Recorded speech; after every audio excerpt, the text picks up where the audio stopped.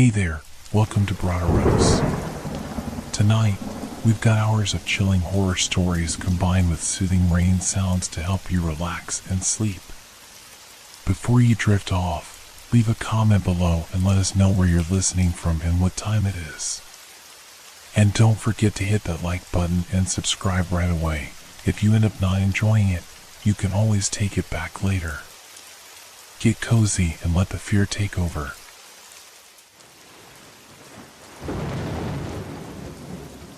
The mirror in the basement. The night was thick with fog, the kind that wrapped around you like a blanket, muffling all sounds.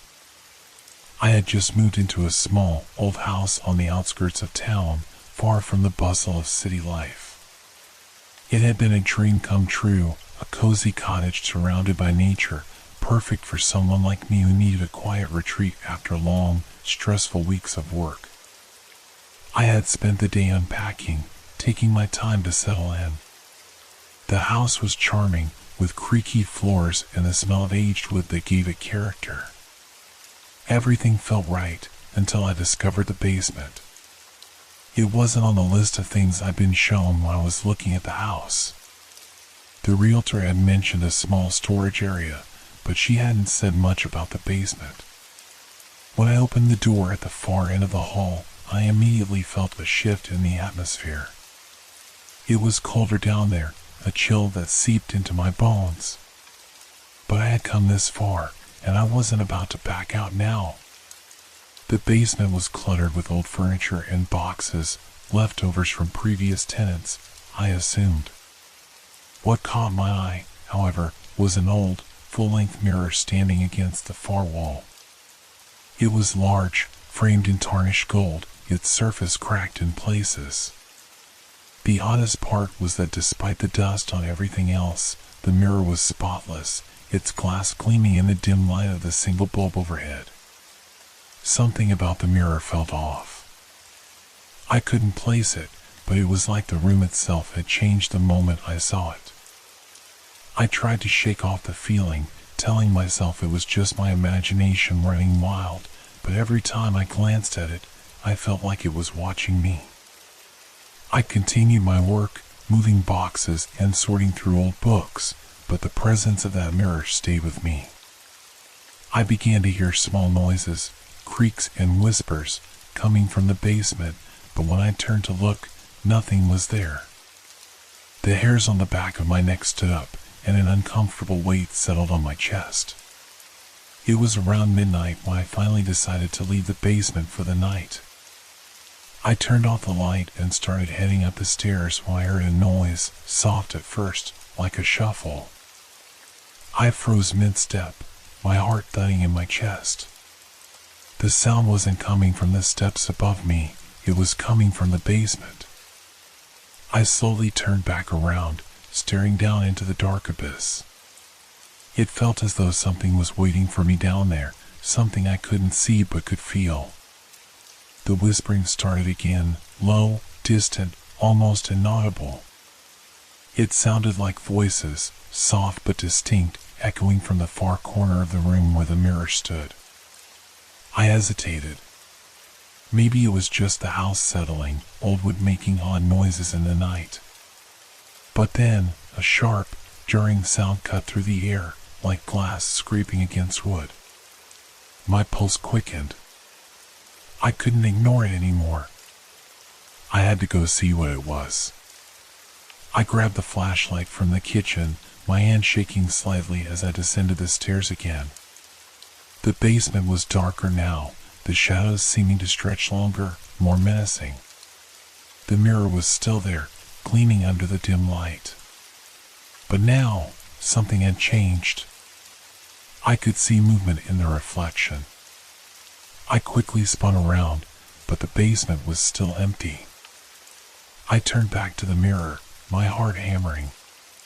In the reflection, there was a figure standing just behind me, a silhouette of a person, tall and thin, with no discernible features. It was like a shadow, yet somehow solid, the outline of it almost wrong. It didn't belong there. My breath caught in my throat, and I took a step back, my hand instinctively reaching for the wall for support. But the figure in the mirror didn't move. It just stood there, as if waiting for something. I turned the flashlight on it, but the figure didn't disappear. The beam of light flickered, and in that moment, I heard a voice, soft, almost a whisper, like the sound of someone speaking through the glass. "Get out." I stumbled backward, dropping the flashlight, which rolled across the floor, casting an eerie circle of light. The figure in the mirror began to move. It took one slow step forward, then another, until it was nearly pressed against the glass. And then, as though it were stepping right through the reflection, it reached out. I turned and ran, but the moment I hit the stairs, something pulled at me from behind. I couldn't see it, but I felt it, cold fingers brushing against my back, pulling me back toward the basement. My feet slid on the old steps as I scrambled to get away, but the pull was strong, relentless. I reached the top of the stairs and slammed the door shut, my hands trembling as I locked it. I pressed my back against the door, gasping for breath. The house was silent again, but I could still feel the weight of it, the pressure, the cold, the watching eyes. I turned around, staring at the door to the basement, and for a moment, I thought I saw a shadow move beneath the crack. But when I looked again, there was nothing. The house had become still once more, but I knew that whatever was down there, in that basement, hadn't gone away. And it would be waiting for me when I was foolish enough to go back.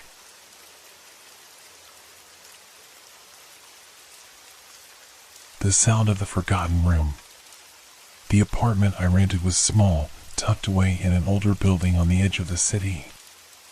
It wasn't much, but it was affordable, and after months of searching, it felt like a good find. The walls were a faded cream color, the floors creaked underfoot, and there was a strange smell that lingered, like old wood and dust. But it was home, at least for now. On the first night, after unpacking my things and getting settled, I noticed something strange. The building was nearly silent, save for the occasional hum of the old pipes in the walls and the soft sound of distant traffic.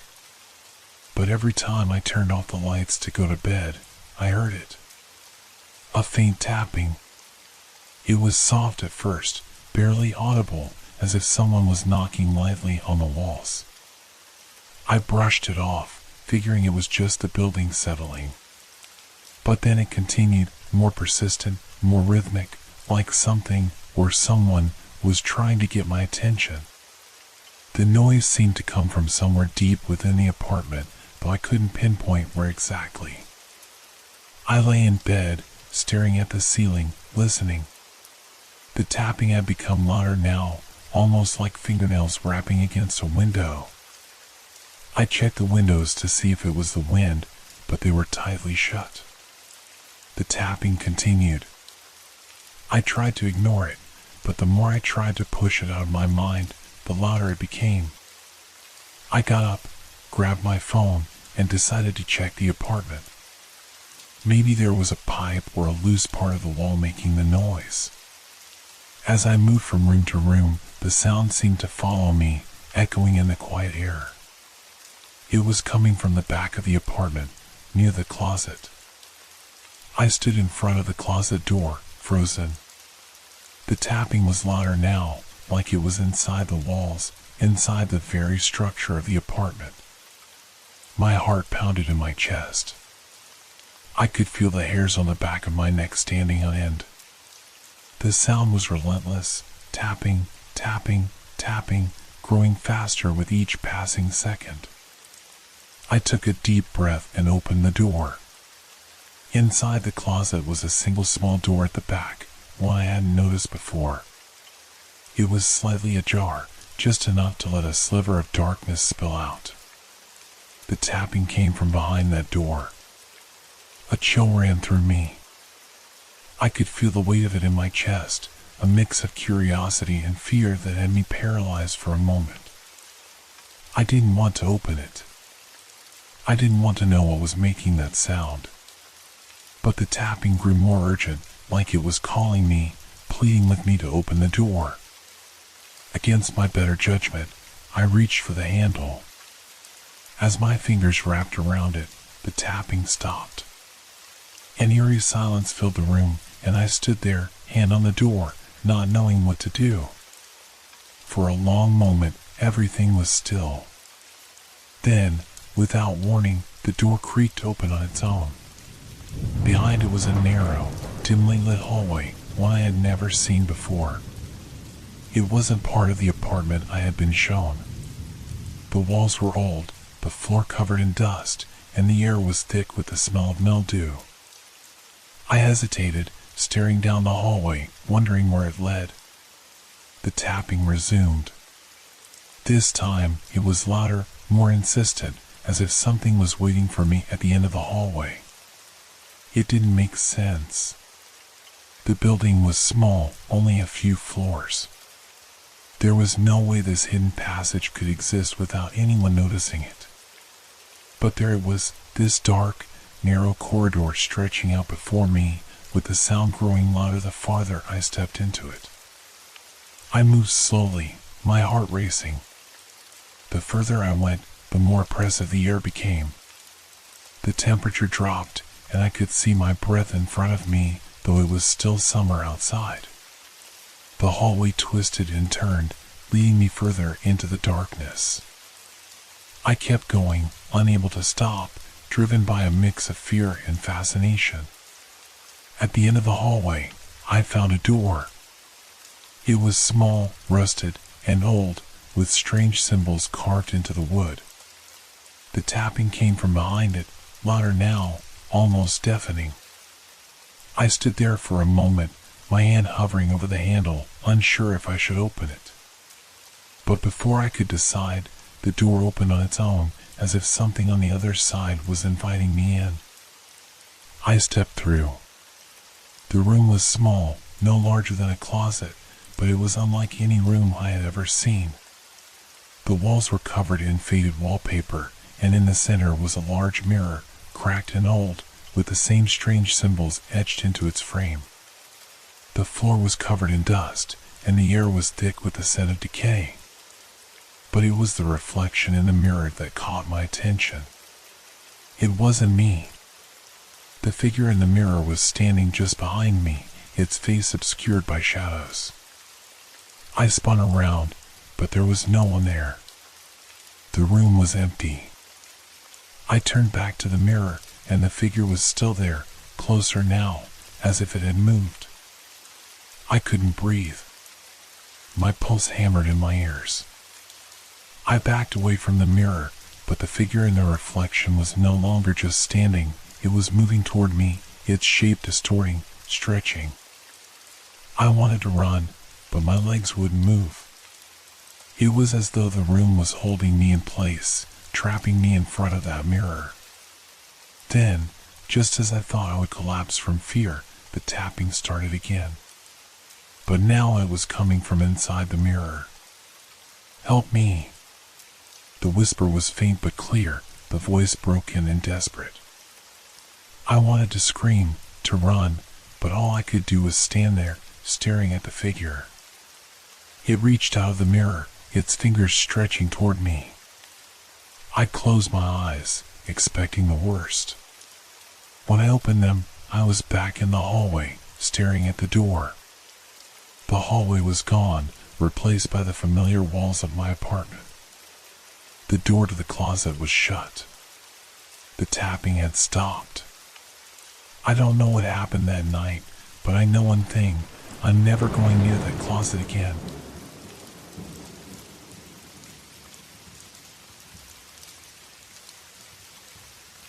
The midnight train.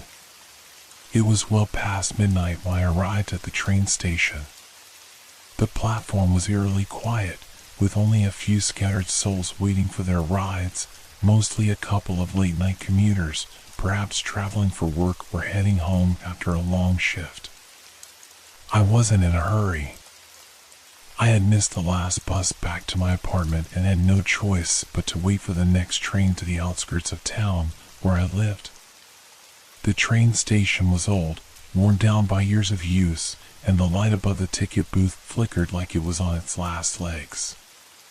The rhythmic sound of the ceiling fan could barely be heard over the occasional announcements, though none were particularly noteworthy. I was tired.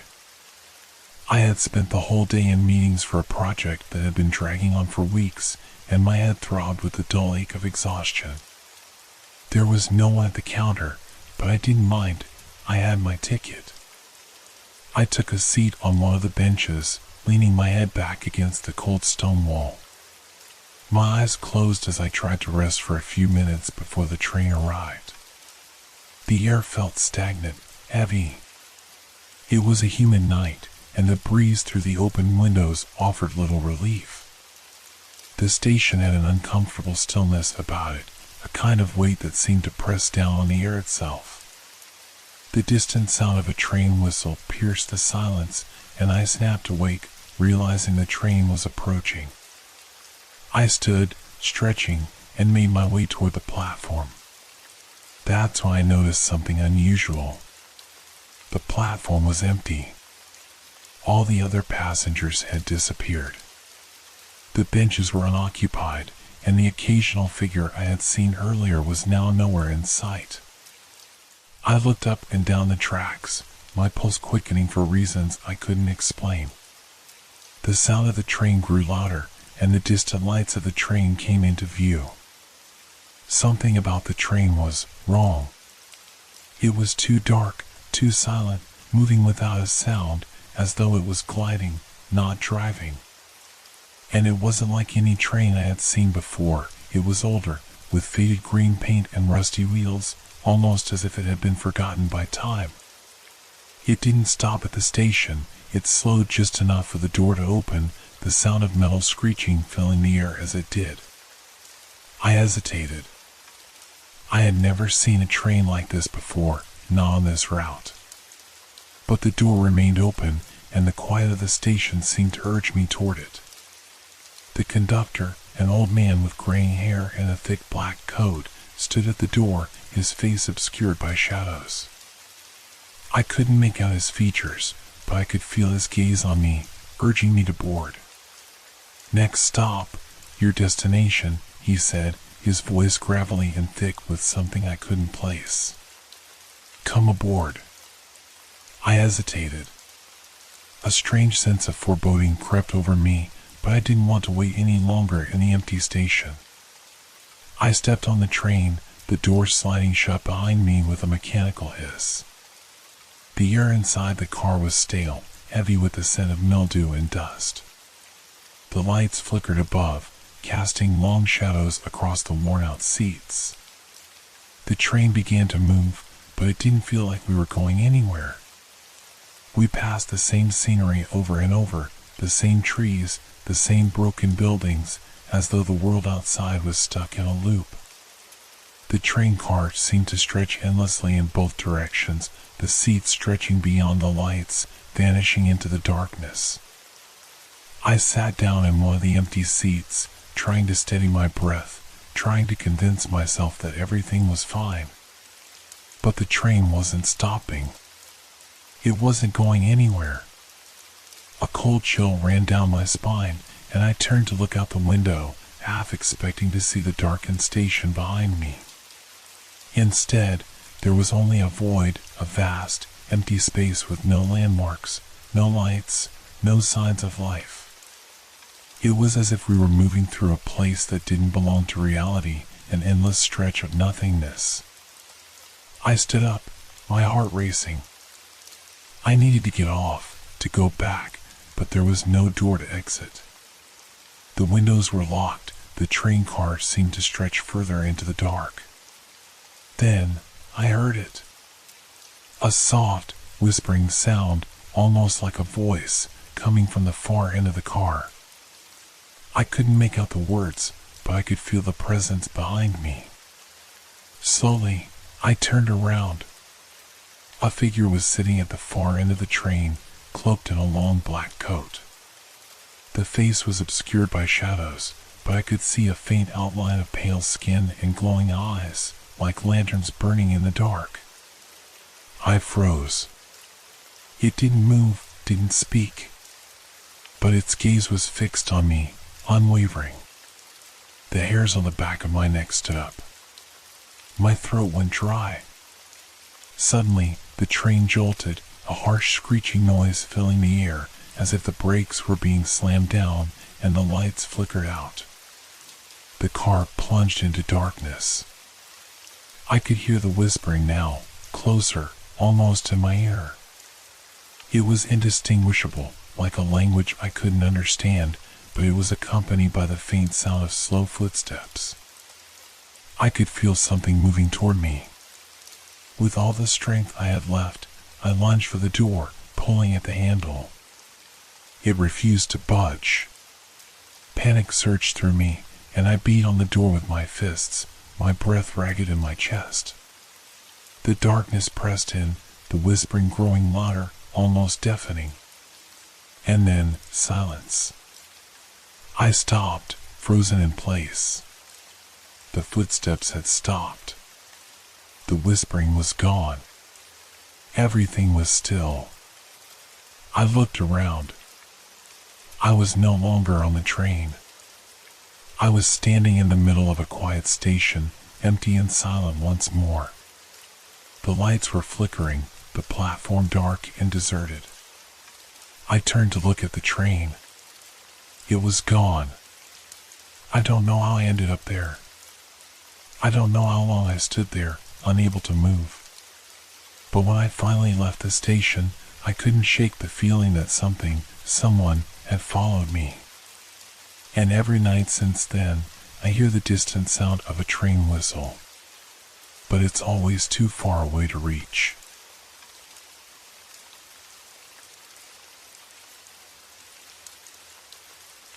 The last call.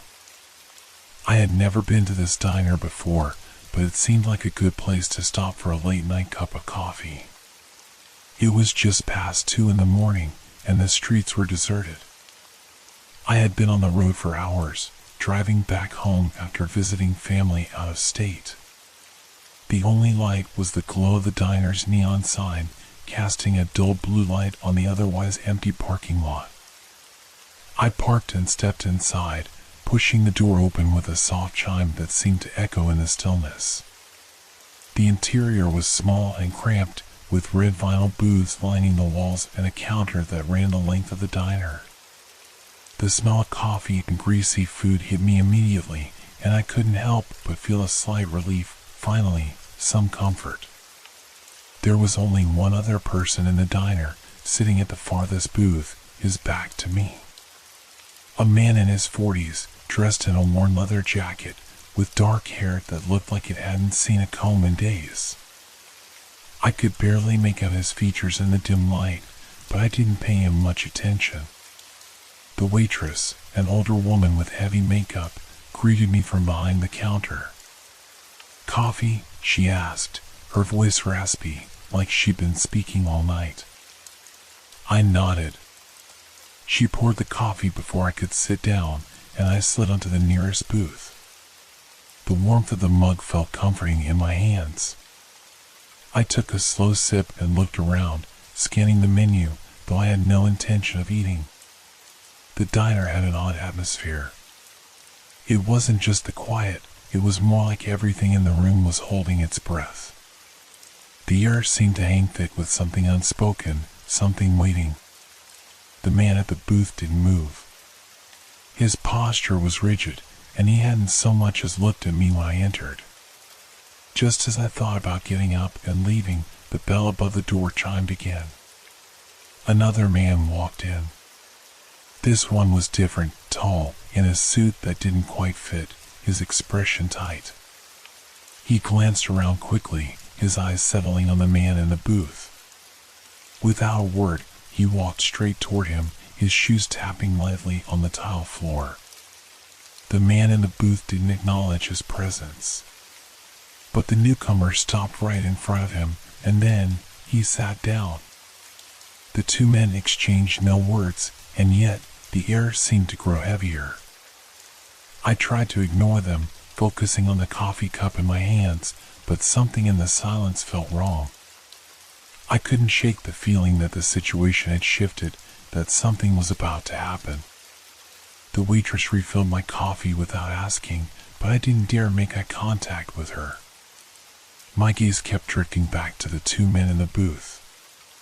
Then, the man in the booth spoke. His voice was low, almost a growl, but still clear enough for me to hear. "You know why I'm here," he said, his words slow and deliberate. The man in the suit didn't respond immediately. He just stared at the other man, his fingers twitching slightly at the edge of the table. The room felt as though it had shrunk, every sound amplified, the hum of the fridge, the click of a pen on the counter, the clink of the spoon against the mug. Suddenly, I heard a sound coming from the back of the diner, like a muffled thud, something heavy dropping to the floor. The waitress didn't react. Neither of the men did either. The only thing that moved was the steam rising from my coffee.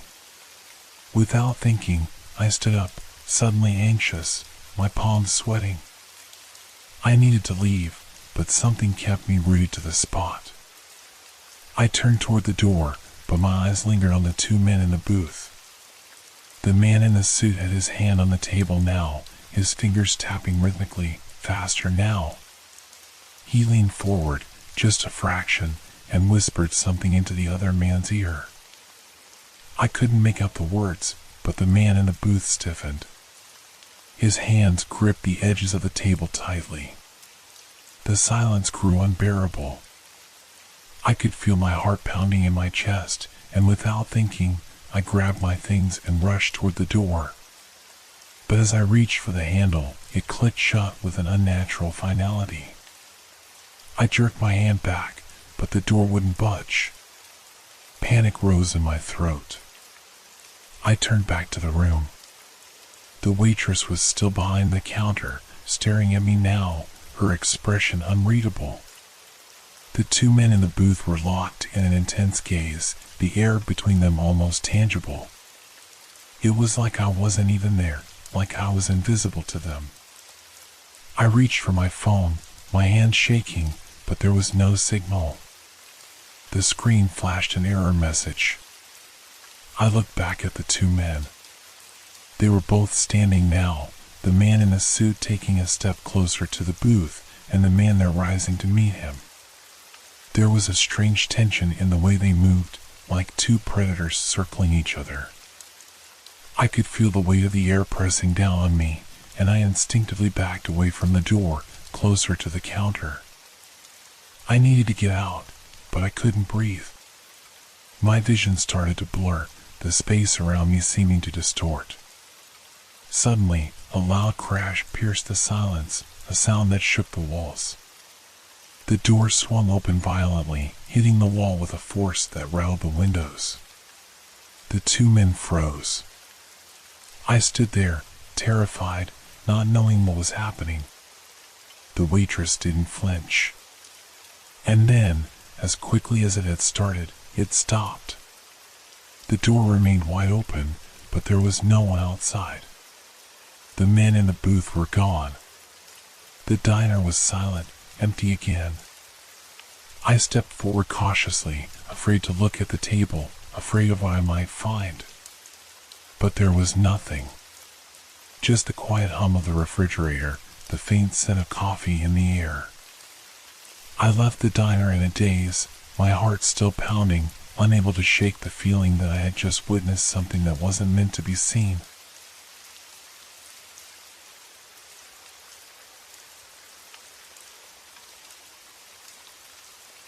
The unseen path. I had always taken the same route when heading home from work, but tonight I decided to try something different. The usual roads were packed, the traffic unbearable, so I figured I'd go for a detour through a quieter area, away from the chaos of the city. I ended up winding my way down a narrow, unfamiliar street that seemed to lead into a part of town I hadn't noticed before.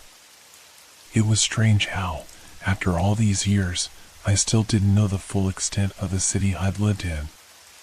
The roads seemed old, the asphalt cracked and uneven, flanked by dilapidated houses with broken windows. The kind of place that had probably seen better days, now left behind.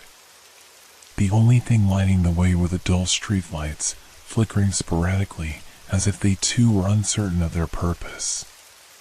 As I drove deeper into this forgotten part of town, I began to notice something strange. The further I went, the quieter it became. It wasn't just the absence of traffic, it was the complete stillness. Not a sound could be heard, not even the usual hum of distant traffic or the chirping of crickets. It felt off, like I had stumbled into some forgotten corner of the world that wasn't meant to be disturbed. I checked my phone for directions, but there was no signal. Nothing. I shook my head, chalking it up to being in a less connected area, and kept driving. But then, I saw it. Up ahead, on the side of the road, was an old, withered sign.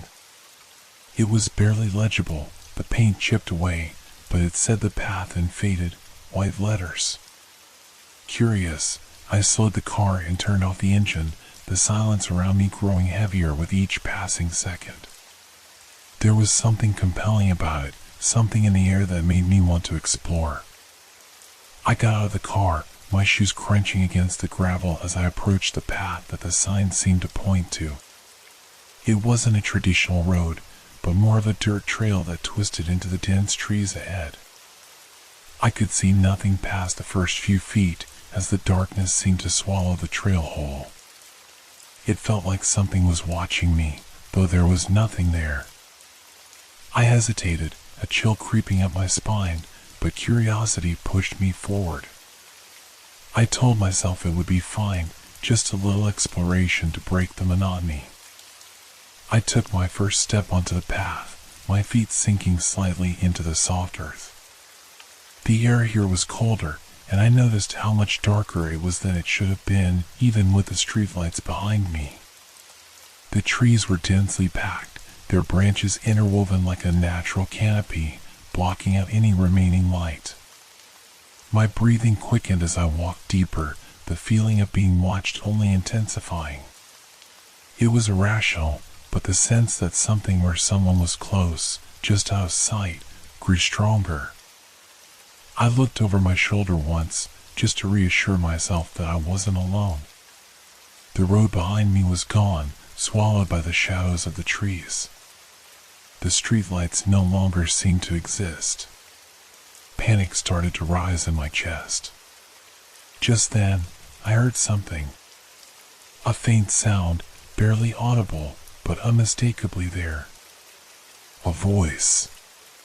Soft, as though it were calling to me from somewhere in the distance. The voice was broken, almost as if someone were whispering words they could barely understand. I couldn't make out what was being said, but I could feel the words digging into me, like they were meant just for me. I stopped dead in my tracks, the weight of the voice sinking into my bones. My heart raced as I strained to hear more, but the voice stopped just as suddenly as it had begun. For a long moment, all I could hear was the blood rushing in my ears, the deafening silence that followed. I turned to leave. I had enough. But when I turned, the path behind me wasn't the same. The road I had come down was gone, replaced by an endless stretch of trees. The darkness felt thick, as if it were closing in around me, and I couldn't see more than a few feet in any direction. I tried to calm myself, but my pulse was racing. Something was wrong. So wrong. The sense of being trapped in a place that shouldn't exist grew, and I tried to find my bearings, but it was as though the trail kept changing, twisting into an endless labyrinth. Each turn I took only seemed to lead deeper into the blackness, and the more I walked, the heavier the silence became.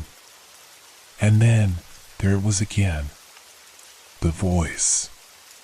It was louder this time, much clearer. It wasn't speaking to me, not directly, but it felt like it was being whispered all around me, inside my head. It was a woman's voice, trembling, like she was calling from a great distance, but with urgency. The words were still indistinct, but now they were desperate. I froze, my legs shaking as I tried to figure out what to do. I couldn't think. I could only hear that voice, each word stirring something deep within me. I had to leave. I turned and sprinted down the path, the earth beneath my feet giving way to a treacherous unevenness that slowed me down. The darkness seemed to close in even tighter, the trees now resembling twisted silhouettes of things I didn't want to think about. The voice called out once more, but this time it was no longer a whisper. It was a scream. Help me. I didn't stop. My breath was ragged, the adrenaline coursing through my veins as I pushed myself harder, running blindly. Then, just as I thought I couldn't take another step, I saw light. It was faint at first, but it grew brighter, the glow of a streetlight breaking through the trees ahead. My legs moved faster, desperation fueling my every step. I broke through the last line of trees, and suddenly, I was back at the road, back at my car. The sign for the path was gone, swallowed up by the trees. I didn't look back. I jumped into my car, locked the doors, and drove away as fast as I could, not daring to stop until I was miles away. The road, the path, it was all gone. All of it. But the voice? I could still hear it, echoing in my mind. Faint, but persistent. A reminder that some places are not meant to be found.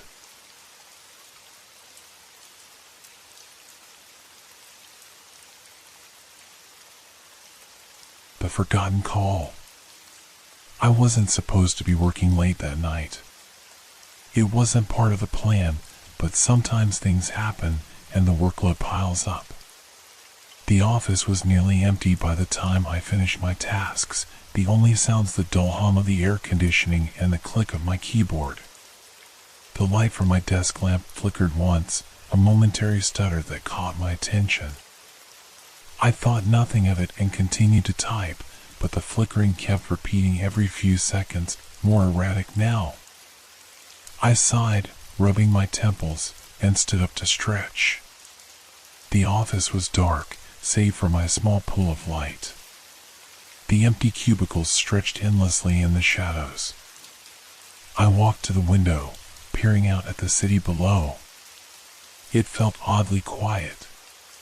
Normally, there would be movement outside at this time, people coming and going, cars on the street.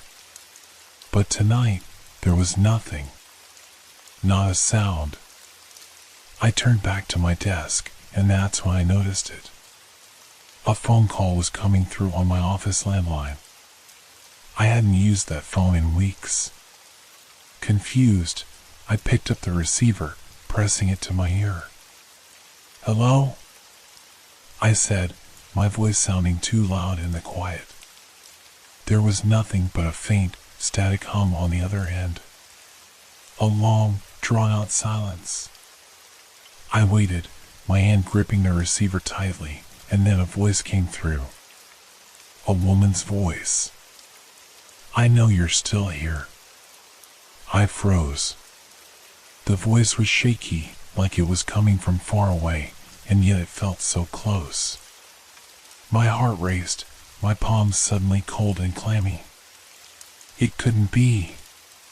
It had to be a prank, right? Maybe some kind of glitch in the system or a random connection. I took a shaky breath and spoke again. "Who is this?" There was no immediate response, but then the voice came back, softer this time, almost a whisper. "You shouldn't have stayed. You shouldn't have answered." My stomach dropped. I glanced around the office.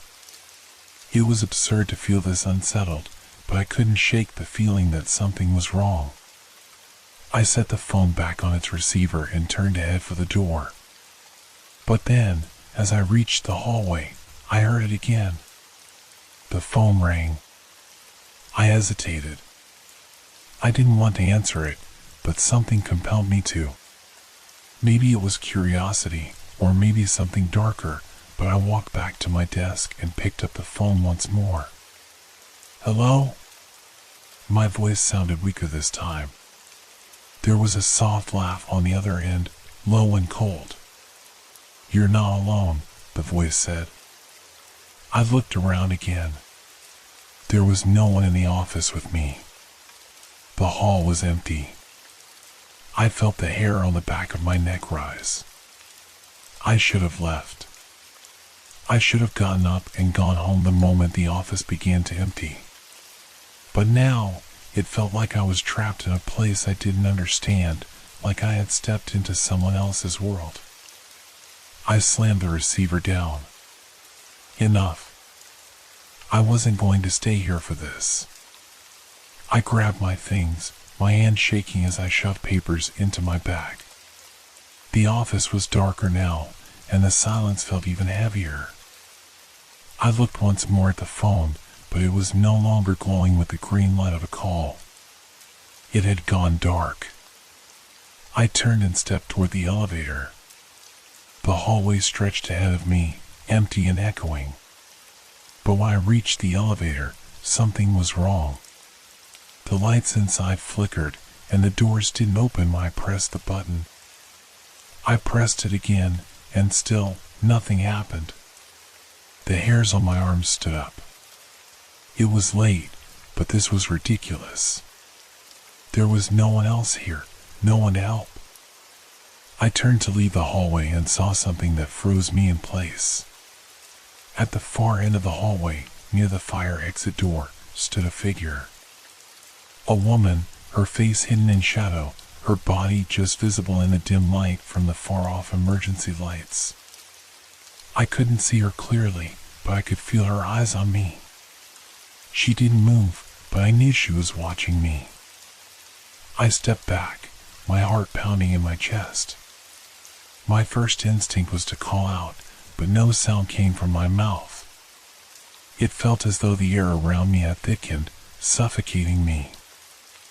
I reached for my phone in my bag, but then the woman began to move. She didn't walk, she glided, her steps too smooth, too quiet. It was unnatural. I turned and ran. My footsteps echoed in the hallway as I sprinted back toward the office. The phone on my desk was ringing again. I ignored it. I had to. The sound was deafening, a relentless noise that seemed to chase me as I ran. The elevator was still out of service. I ran toward the stairwell. But before I could reach it, the figure appeared again, blocking my path. She was closer now. Her face, pale and expressionless, was just visible in the dim light. I stopped short, my breath coming in short gasps, panic flooding my body. You shouldn't have stayed, she whispered again. The air turned colder. I didn't know what she meant, but it was too late for me to leave now. She stepped closer, and I backed away, my heart pounding. There was no escape. The building had trapped me. I turned and bolted back to the office, where I slammed the door shut behind me. The phone stopped ringing. The silence returned. But I knew I wasn't alone.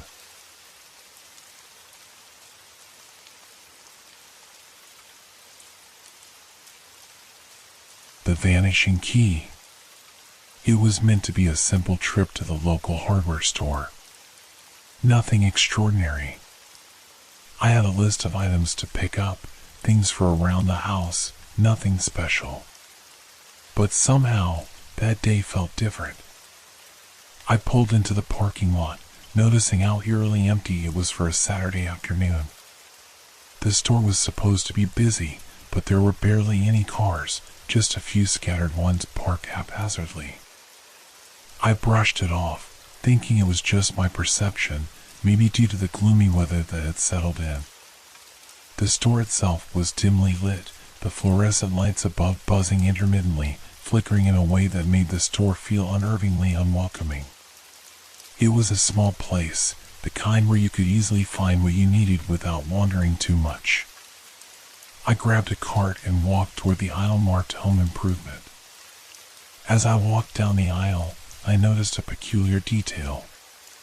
The shelves were stacked neatly, as usual, but there was something off about the layout. Certain sections were oddly empty. A few things that should have been there were missing: tools, screws, light bulbs. Nothing major, just small items, but enough to make the place feel unsettling. I turned a corner, and a strange feeling swept over me. A cold chill. I stopped, glancing over my shoulder. No one. I shook my head, thinking I was just tired from the long work week. As I moved forward, I bumped into a display of plastic storage bins, and a few of them toppled over with a loud clatter. It was an ordinary sound, but it made my heart race. I quickly straightened the bins, but when I turned around, I was suddenly aware of how much quieter the store had gotten. The hum of the overhead lights, which had been so constant before, had faded to a whisper. I walked down to the next aisle, searching for the paint section. But when I reached the end, something made me stop again. A key, a small silver key, was lying on the floor. There was nothing else around it, no sign of what it might have come from. I bent down to pick it up. It was cold to the touch, like it had been sitting there for hours. But what struck me more was the odd feeling I had as my fingers brushed against it. The key felt strangely familiar, but I couldn't place why. I slipped it into my pocket and continued down the aisle. But something wasn't right. I felt as though I was being watched, like the walls of the store were closing in on me. I turned the corner again and nearly bumped into a man standing there. He was tall, dressed in a dark coat, and his face was obscured by the hood pulled low. He didn't say anything at first, just stood there, his gaze fixed on me with an intensity that made my stomach twist. "Are you looking for something?" he asked, his voice low and raspy. I shook my head, muttering something about just browsing. The man didn't move, but his stare didn't waver. His silence felt oppressive. I nodded awkwardly and turned away, quickening my pace down the aisle. As I reached the end of the aisle, I noticed the lights flicker again. This time, they flickered for longer, so long, in fact, that they completely shut off. The store was plunged into darkness. I froze, my heart thudding in my chest. The emergency lights flickered on a moment later, casting everything in a dull red hue. The aisles, once familiar, now seemed alien, more like a labyrinth than a store. I pulled the key from my pocket, staring at it in the dim light. I couldn't shake the feeling that it was somehow connected to whatever was happening. But to what? What was I missing? I started walking toward the exit, but the doors were no longer visible. It was like they had vanished. The hallway ahead stretched on forever. Panic rose in my chest as I realized that I didn't recognize any of the aisles around me. The store had transformed. I wasn't sure when, but it had shifted somehow, and I was lost inside it. A sound echoed from behind me, a dragging noise, like something heavy being pulled across the floor. I turned quickly, but no one was there. My breath came in shallow gasps as I moved faster toward the exit, hoping that maybe this was just my mind playing tricks on me. But when I reached the door, it was locked. No sign of a keycard or any other way to get out. I pounded on the glass, yelling for help, but my voice came out muffled and distorted. The silence that followed felt suffocating. I turned back, glancing over my shoulder to see the man again, standing at the end of the aisle. His hooded face was still obscured, but I could see the faint outline of a smile. It wasn't friendly. And then I noticed something else. On the wall behind him, a small sign had appeared out of nowhere.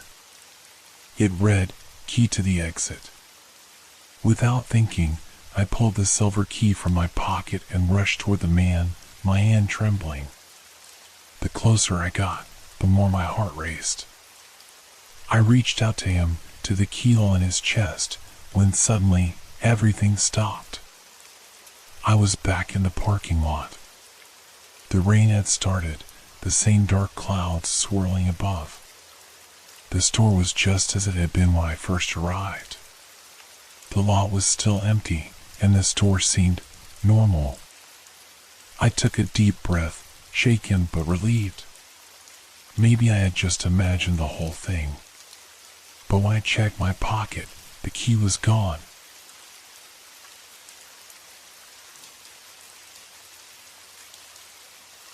The last train. I was running late, the kind of late where you know you're going to miss your train, but you can't help but push yourself anyway. The rain had started pouring down just as I stepped out of the office building, drenching me almost instantly. I could feel the dampness of my coat sticking to my back as I hurried to the station, cursing myself for not leaving earlier. The platform was nearly empty when I arrived, save for a few people huddled under the overhang, trying to stay dry. The station was old, its flickering lights casting long shadows along the walls. It felt oddly quiet, the usual bustle of commuters absent, leaving only the sound of raindrops hitting the concrete and the occasional distant train horn. I checked the time on my phone. The train was supposed to arrive in just a few minutes. I glanced up at the large clock above the platform, but it was barely visible through the haze of the rain and mist. It seemed off, the hands slightly askew as if frozen in time. I frowned, shaking my head, thinking it was just the fog making things look distorted. A voice crackled over the station speakers, announcing the arrival of the next train. The sound was distorted, almost unrecognizable, as if it were coming from a far-off distance. I looked around, but no one seemed to notice. They all stood there, silently waiting. I felt a slight unease settle in, an odd feeling that something was wrong. The train was late, but it wasn't the delay that bothered me, it was the stillness. The atmosphere was heavy, almost too quiet. I glanced at my watch again. The train should have arrived by now. I shuffled closer to the edge of the platform, staring down the tracks. The distant light of the train slowly came into view, cutting through the darkness and the rain. It was approaching faster than I expected. But something was off. The train didn't sound right. There was no usual rumble, no familiar screech of the wheels. It moved with an eerie smoothness, as if floating along the tracks, not touching them at all. My pulse quickened. As the train drew closer, I could see something else that made my heart skip a beat. The windows were completely dark. Not a single light inside the carriages. No passengers, no movement. Just darkness. The train screeched to a halt in front of me, the doors sliding open without any sound. The moment the doors opened, I could feel the temperature drop. A cold draft swept out, chilling me to the bone. I hesitated, standing there frozen, staring at the empty train. A figure emerged from the shadows of the car, stepping onto the platform. It was a man, dressed in a dark coat, his face obscured by the collar turned up. His hands were buried deep in his pockets, and he walked slowly toward me, his footsteps echoing strangely on the wet concrete. There was something unsettling about the way he moved, too deliberate, too controlled. As he approached, I felt a strange tug in the pit of my stomach. His presence was suffocating, and I couldn't tear my eyes away from him. He passed by without a word, but as he did, I noticed something odd. His shadow lingered behind him, stretched out long and distorted across the platform. It didn't move with him, instead remaining fixed in place, stretching unnaturally far. I took a step back, trying to shake off the unease crawling up my spine. The train was still there, waiting. I looked around again, but the platform was empty now. There was no one else. Everyone had vanished. I was the only one left. The man had disappeared into the shadows of the station. A deep, unsettling silence settled around me. My heart pounded in my chest, and I could feel the adrenaline surge as I turned and ran toward the train. The doors were still open. Maybe it was a mistake. Maybe I had imagined the whole thing, but I needed to get out of there. I stepped onto the train. The moment my foot crossed the threshold, the doors slammed shut behind me with a deafening clang. I jumped, my breath catching in my throat. The train started moving immediately, much faster than it should have. The world outside the windows blurred into a streak of gray and black as we picked up speed. I reached for my phone, but the screen was black. No signal. Nothing. I glanced around, my heart pounding in my chest. The train was still empty. I was the only one here. Suddenly, the lights flickered, then went out completely, plunging the train into darkness. My breath quickened, my hands trembling as I fumbled for the door, trying to open it. But it wouldn't budge. I turned around, the darkness around me growing thicker, almost suffocating. I stumbled backward, my mind racing. The air felt thick, heavy. I reached out for the walls, but there was nothing there. It was as though the train had turned into a void, an endless space with no walls, no boundaries. Then I heard it, a faint whisper, a voice. It was close, too close. It felt like it was right next to me, but when I turned, no one was there. The whisper grew louder, more distinct. It was a voice I didn't recognize, but somehow it felt familiar. "Get off," the voice whispered, the words carrying an edge of warning. My pulse raced. I could hear the sound of something moving in the darkness, something shifting, drawing closer. I couldn't see anything, but I could feel its presence, right behind me, moving faster, closing in. In a panic, I pressed the emergency button, but nothing happened. The train kept speeding forward, and the whisper grew louder. "Get off, now!" The doors suddenly burst open, and I was thrown out of the train. I landed hard on the wet platform, the rain pouring down on me as I gasped for air. When I looked up, the train was gone. There was no sign of it, no sound. Only the dark, empty station remained. I stood up, shaking, not sure what had just happened. I glanced at my watch. The time had stopped, the hands frozen. I couldn't tell if I was still in reality or trapped somewhere else. The station was silent, empty, just as it had been when I first arrived.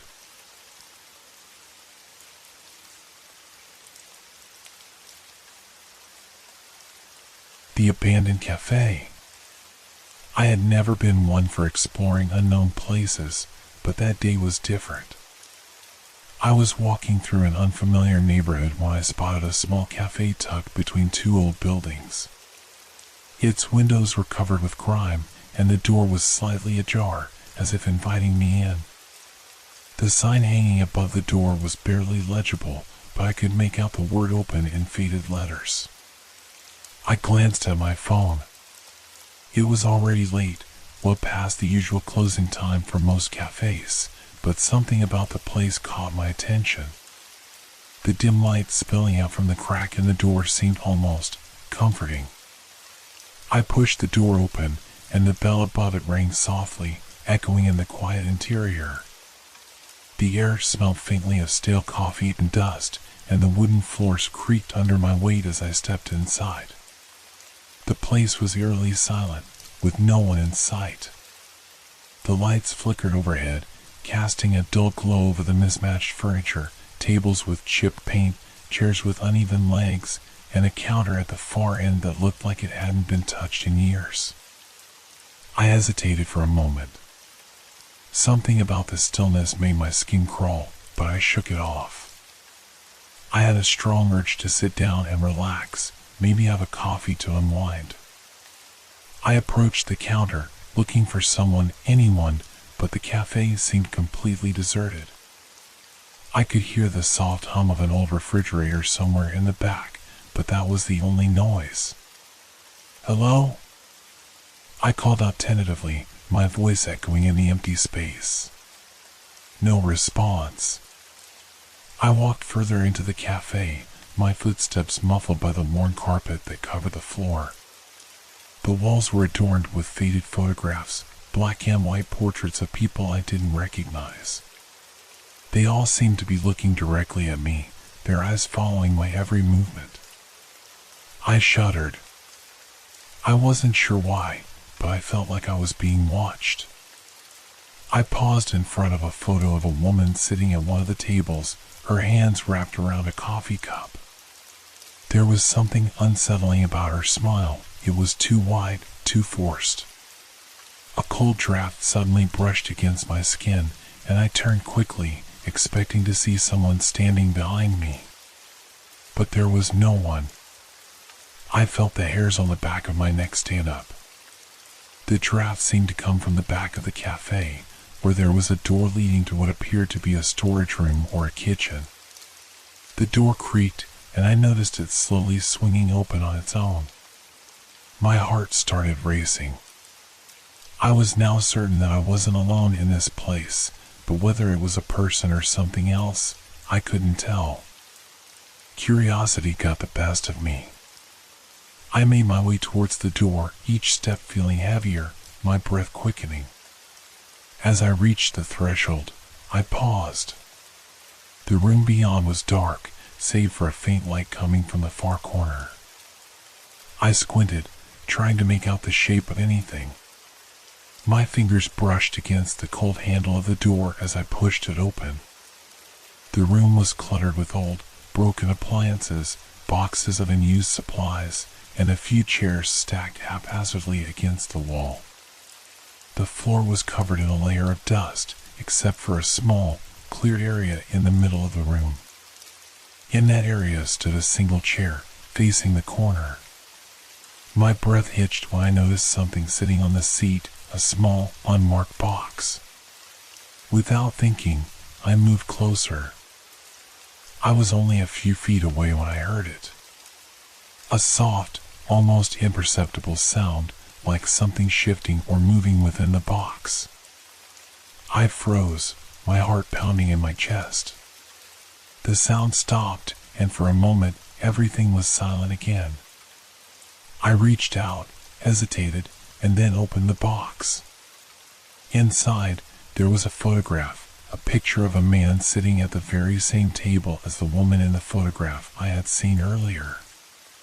But this time, the man wasn't smiling. His eyes were wide open, staring directly at the camera with an expression of pure fear. His hands were gripping the edges of the table so tightly that his knuckles were white. A chill ran down my spine. I quickly shut the box and stumbled backward, nearly knocking over a stack of boxes. That's when I heard it. A soft, slow scraping sound coming from the direction of the kitchen. The sound of a chair dragging across the floor. I turned to run, but as I reached the door, I froze. There, standing in the doorway of the storage room, was a figure. A person, though their face was obscured by shadow. The figure didn't move, didn't make a sound. Just stood there, blocking the exit. I backed away, my pulse hammering in my ears, but the figure didn't follow. I felt trapped, as if the walls were closing in around me. I darted to the side, trying to find another way out, but the door I had entered through was now gone. In its place was a wall, solid and unyielding. I was stuck. The figure stepped closer, and I could see a faint outline of their face now, a man, his eyes hollow and dark. He wasn't smiling. His expression was the same as the one in the photograph. Fear. I reached out for my phone, but when I turned it on, the screen flickered and went black. The cafe around me seemed to distort, the walls bending and warping, the air thick with a sense of suffocating dread. The man reached for me, his hand stretching out, and I couldn't move, couldn't scream.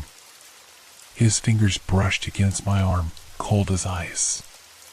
The lights flickered again, and I found myself back on the street, standing in front of the cafe. The door was shut now, locked tight. I stared at it for a long moment, my breath shallow, before turning and walking away. As I glanced back, I swore I saw the figure watching me from the window.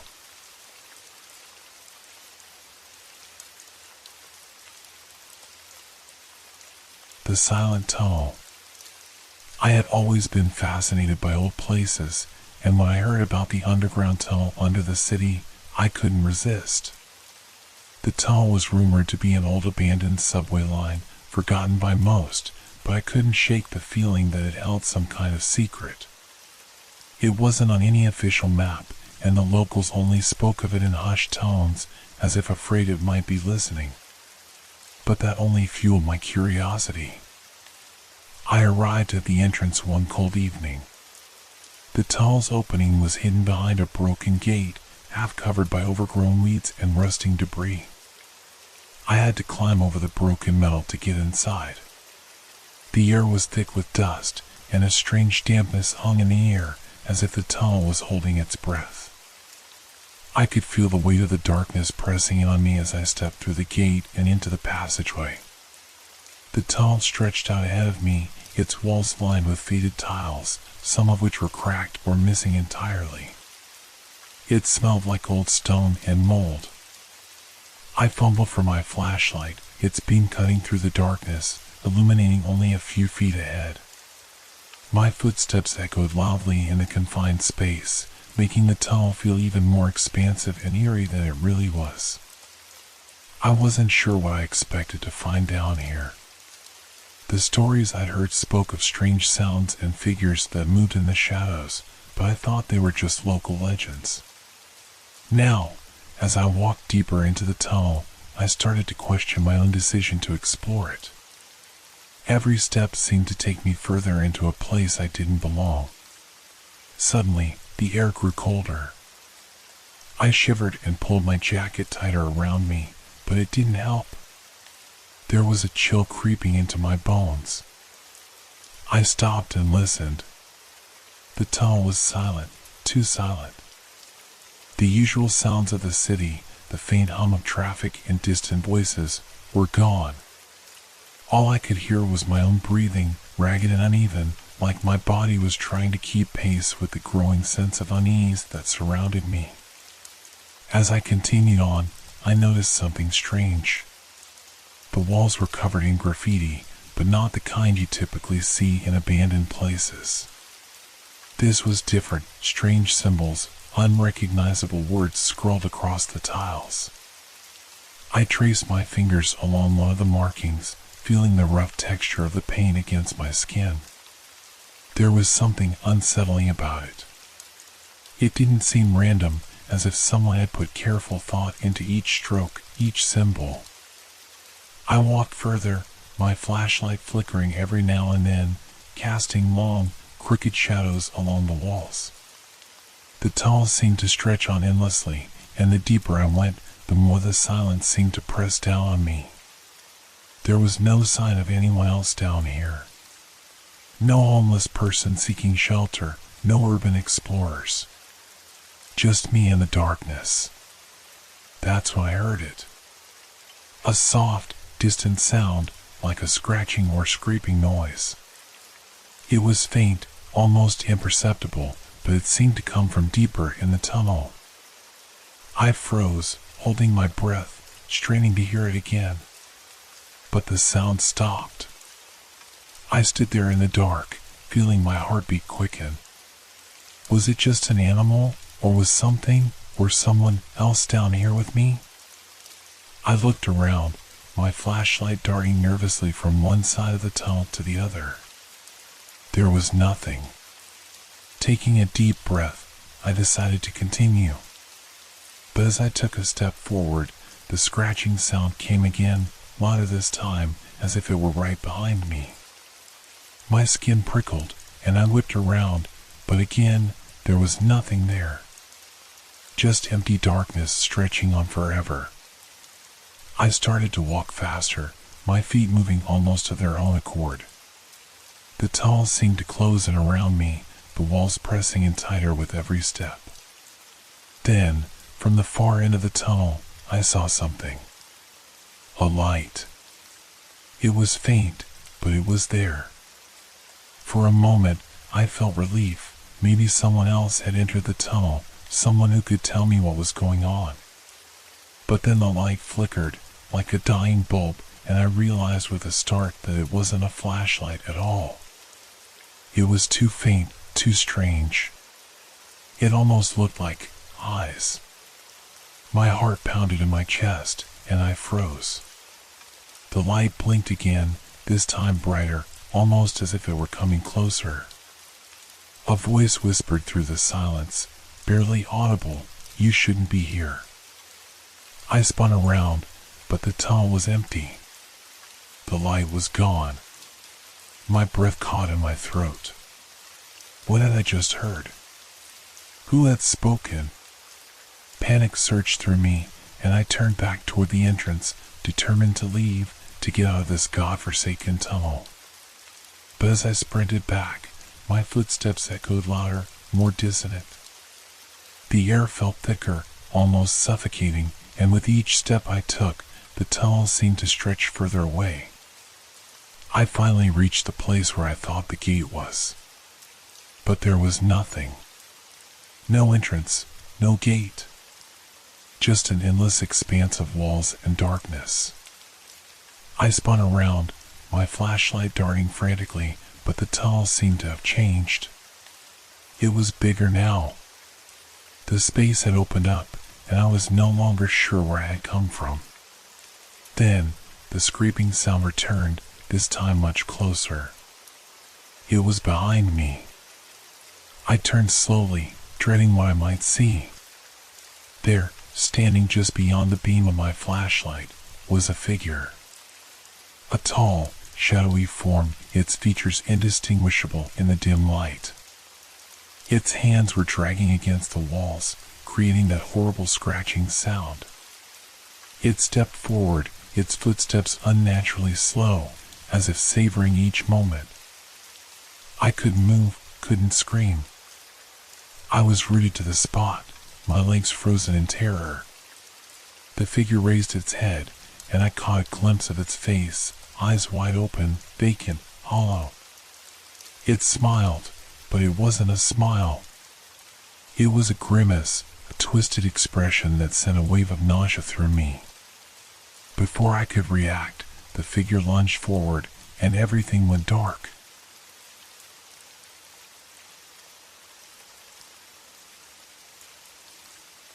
The forgotten playground. I had never planned to come here. In fact, I had no idea the place even existed until that afternoon. The idea of visiting abandoned spots always intrigued me, so when I heard about a supposedly forgotten playground hidden near the edge of the forest, I had to see it for myself. The locals said it was old, some even claimed it was haunted, but that only made it more intriguing. The day was overcast, the air crisp with the promise of rain. As I walked through the thick trees, the sounds of the city gradually faded away. The only noise was the crunch of leaves underfoot and the distant call of birds. After a short hike, I came to a clearing where the playground stood, unchanged, yet frozen in time. The metal swings hung motionless, their chains tangled and rusted, creaking lightly in the wind. The merry-go-round, once vibrant, now had faded paint, its steel frame cold and uninviting. I stepped closer, noticing how the once bright colors had long since dulled under layers of grime and dirt. A rusted seesaw sat at the center of the playground, looking like it hadn't been touched in years.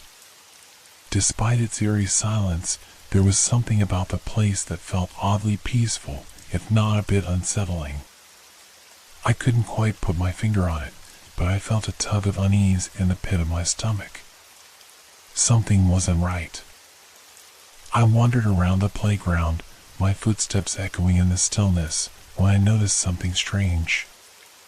A small wooden shed, tucked behind the swing set, caught my eye. It was partially obscured by vines and shrubs, making it almost impossible to see from the main area. It looked untouched, but something about it felt out of place. Compelled by curiosity, I approached the shed. As I got closer, the distinct smell of damp wood and old moss hit me. The door creaked loudly as I pushed it open, revealing a dim, shadowy interior. The air inside was thick and heavy, as if the shed had been sealed off for years.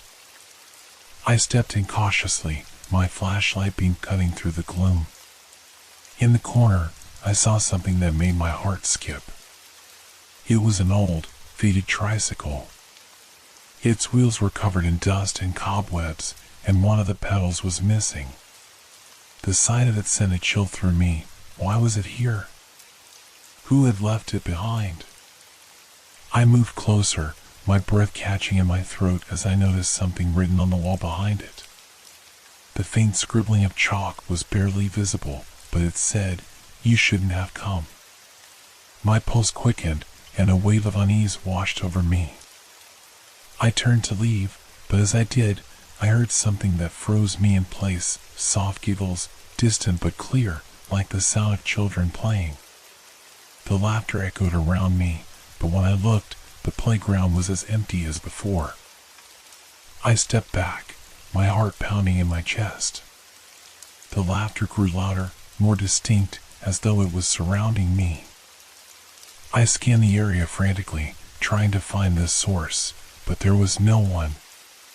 Only the empty swing swaying gently, as if pushed by an invisible hand. A sudden gust of wind made the branches above me rustle, and in that moment, I saw something moving near the far end of the playground. A small figure, barely distinguishable in the shadows. It darted behind the slides and disappeared. I hesitated, my instincts telling me to leave, but my feet were rooted to the spot. The laughter continued, now mixed with soft, high-pitched whispers, too quiet to understand but too clear to ignore. I turned back toward the shed, intending to leave, but as I reached for the door, it slammed shut on its own. Panic surged through me. I twisted the handle, but it wouldn't budge. The laughter was now right behind me, and the air felt colder, heavier.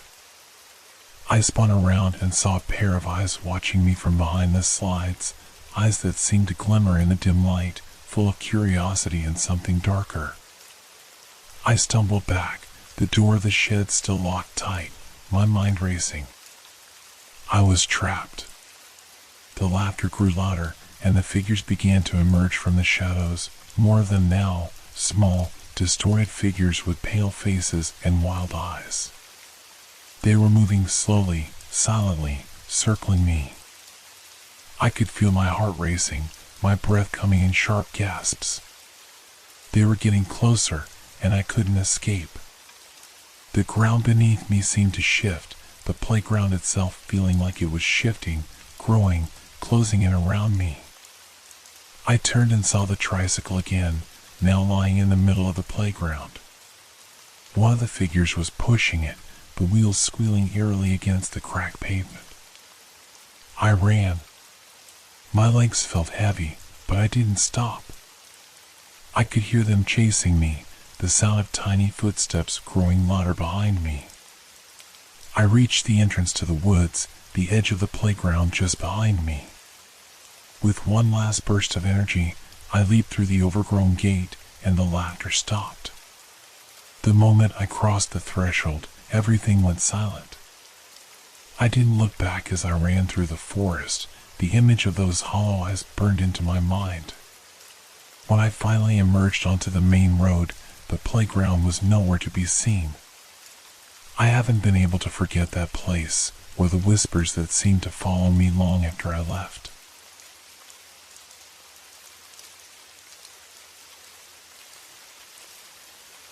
The echoing hallway. It was just another late evening at work, or at least that's how it felt when I first walked into the building. The office was always quiet at night, but tonight there was something off about it. I was the last one left in the building, and the fluorescent lights flickered above, casting harsh shadows in the empty hallways. The hum of the air conditioner was the only sound, but it was oddly muffled. It was as though something was swallowing the sound. My task was simple, just a few last-minute documents to check and file before heading home. It should have been a normal, uneventful night, just like any other. But as I passed through the narrow corridor that led to the storage room, I noticed a door slightly ajar, which shouldn't have been. The storage room wasn't used often, and no one else had mentioned going in there. I paused, my curiosity taking over. I took a few cautious steps toward it. The door creaked as I pushed it open wider. The room was dim, but nothing seemed out of the ordinary. Old filing cabinets lined the walls, covered in dust, their contents untouched for years. But there, against the far wall, I noticed something strange, a stack of papers, seemingly new, placed neatly on the floor. I approached slowly, my steps echoing through the emptiness of the building. As I reached down to pick up the papers, a sudden chill washed over me. I glanced up. In the corner of the room, the shadow of a figure stood motionless. My heart raced. I blinked, and the figure was gone. Confused and unnerved, I quickly stood up, but before I could process what had just happened, I heard something, a soft, distinct sound, almost like a whisper, coming from behind me. My throat tightened. I turned sharply, but the room was still empty. With a deep breath, I decided to shake it off. It was just my imagination. Probably a draft or a trick of the light. But as I made my way back toward the hallway, the whispering grew louder, more pronounced, until it was right behind me. My skin prickled. I froze. "Help me." The words were faint but clear, coming from somewhere in the hallway. My stomach dropped. It was a woman's voice, soft but urgent. The sound of her voice seemed to come from the walls themselves, reverberating off the narrow, sterile corridor. I hesitated for a moment, my mind racing. Should I investigate? Should I call someone? But I couldn't seem to shake the feeling that I wasn't alone. I glanced toward the end of the hall. The farthest door was wide open, leading into the boardroom. I swallowed hard, fighting the instinct to run, and made my way toward the door. As I stepped into the room, the whispering ceased. I took a deep breath, trying to steady myself. The room was dark, save for a single lamp left on the far end of the table. It flickered erratically, casting strange shadows against the walls. The air was thick with tension, as if the room itself was holding its breath. Suddenly, a loud bang came from the corner of the room, like something heavy falling. I spun around, but nothing was there, just the same empty table and chairs. But as I looked back toward the door, I saw something that made my blood run cold. A figure was standing in the hallway, illuminated by the dim light from the office behind me. It was a woman, her face obscured by long, dark hair. She stood perfectly still, staring at me. I couldn't see her eyes, but I could feel her gaze piercing through me, like she was watching my every move. I took a step back, but she didn't move. I tried to call out, to scream, but my throat was tight, my voice caught in my chest. The hallway seemed to stretch endlessly, and no matter how hard I tried, I couldn't make out the details of her figure. Only the pale outline of her form in the darkness. The air felt suffocating, and panic surged through me. I turned to leave the room, but as soon as I did, the door slammed shut with a deafening crash. The room went dark. My breath quickened. I could feel her presence around me, close, too close. I fumbled for my phone in my pocket, but it was dead. No signal. The whispers returned, louder now, echoing off the walls.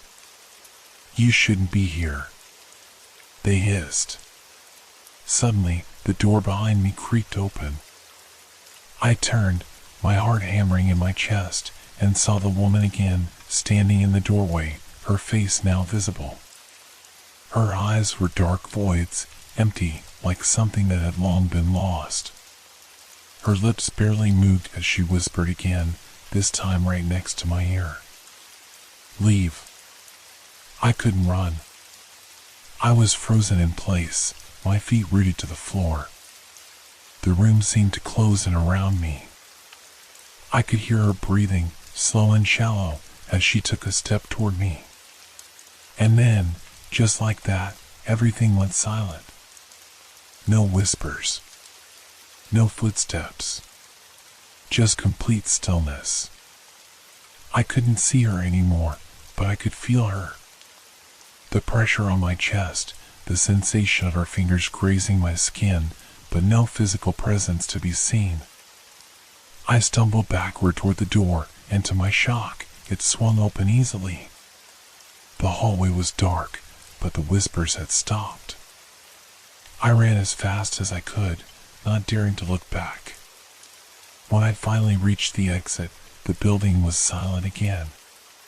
The cold night air hit my face, and for a moment, I thought I was free. But then, I heard it, faint, just above the hum of the city. A whisper. "Don't come back." I've never gone back to that building.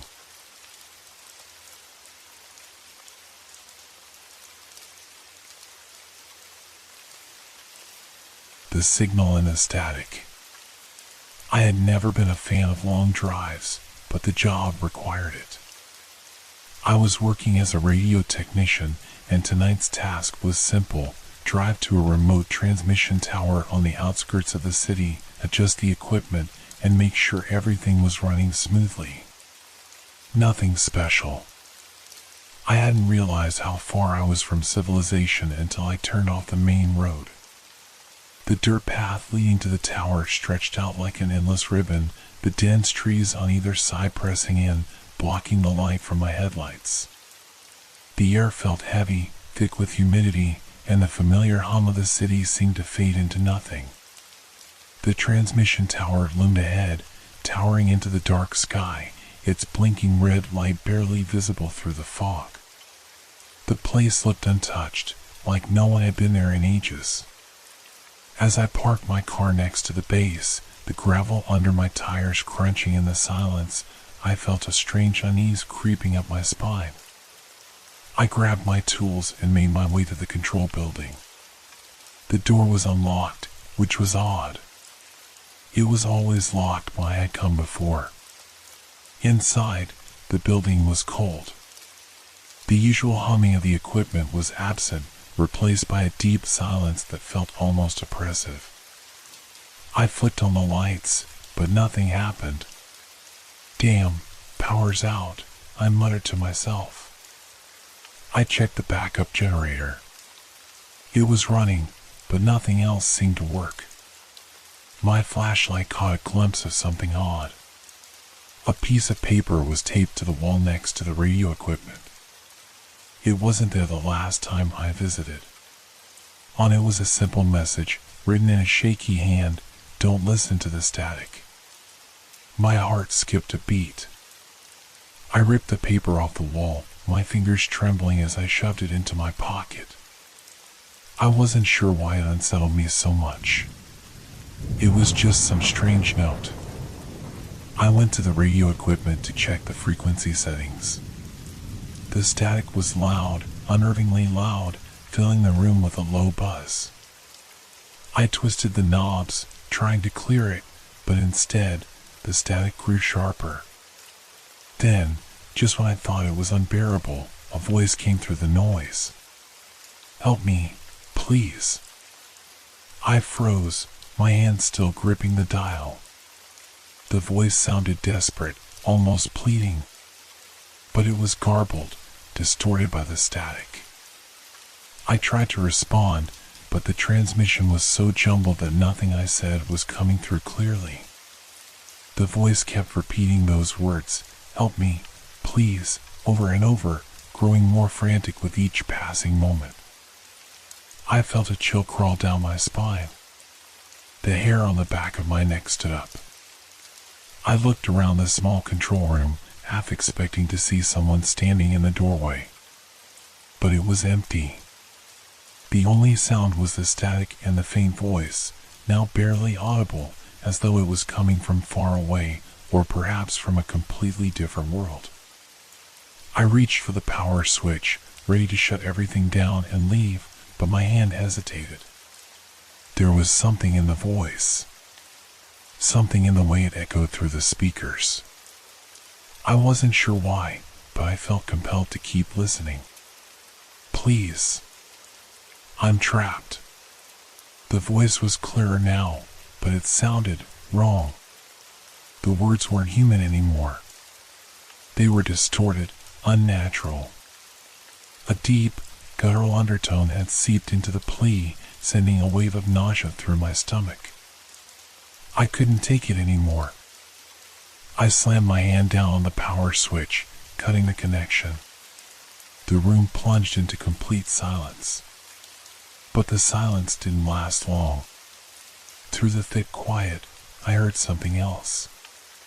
A low, rhythmic thumping, like something, or someone, was moving just outside the door. My pulse quickened.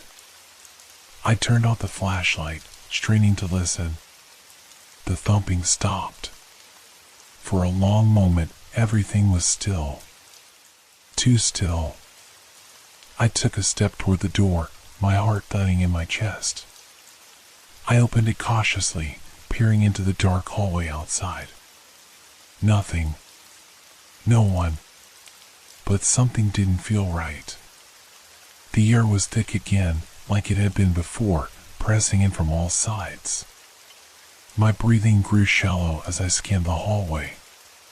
The last thing I wanted to do was go out there, but the thought of being stuck in that room alone with whatever was causing the static made me even more desperate to leave. I stepped outside, gripping the flashlight tighter, my eyes darting around the dimly lit area. The transmission tower loomed over me like a dark sentinel. I was about to make my way back to my car when something caught my eye, a figure standing by the base of the tower. At first, I thought it was a trick of the light, but as I blinked, the figure remained. It was a person. A woman, standing motionless, facing the tower. Her hair was long, obscuring her face, but the faint glow from the tower's light cast an eerie glow on her silhouette. I called out, but she didn't respond. I took a step closer. The closer I got, the colder the air seemed to become, and the static, which had died down in the building, began to hum again. But this time, it was louder. The woman didn't move. My hand trembled as I reached for my phone, desperate to call someone, anyone, to get me out of there. But the screen flickered, then went black. No signal. I shoved it back into my pocket, my eyes locked on the woman, who still hadn't moved. And then, in the distance, the sound of the radio crackled again. A voice, clear now, echoed through the static. "Don't come closer." It was the same voice I had heard in the building, only now it was clearer, louder, and undeniably closer. I didn't wait to hear any more. I turned and ran for my car, the woman's figure still standing in the same spot, unmoving, like some kind of ghost. I reached my car, slammed the door shut, and sped down the path, the static still ringing in my ears. I don't know what happened there, but as I drove back, the voice kept repeating over and over again in my mind. Don't listen to the static. And now, when I close my eyes, I hear it. The static.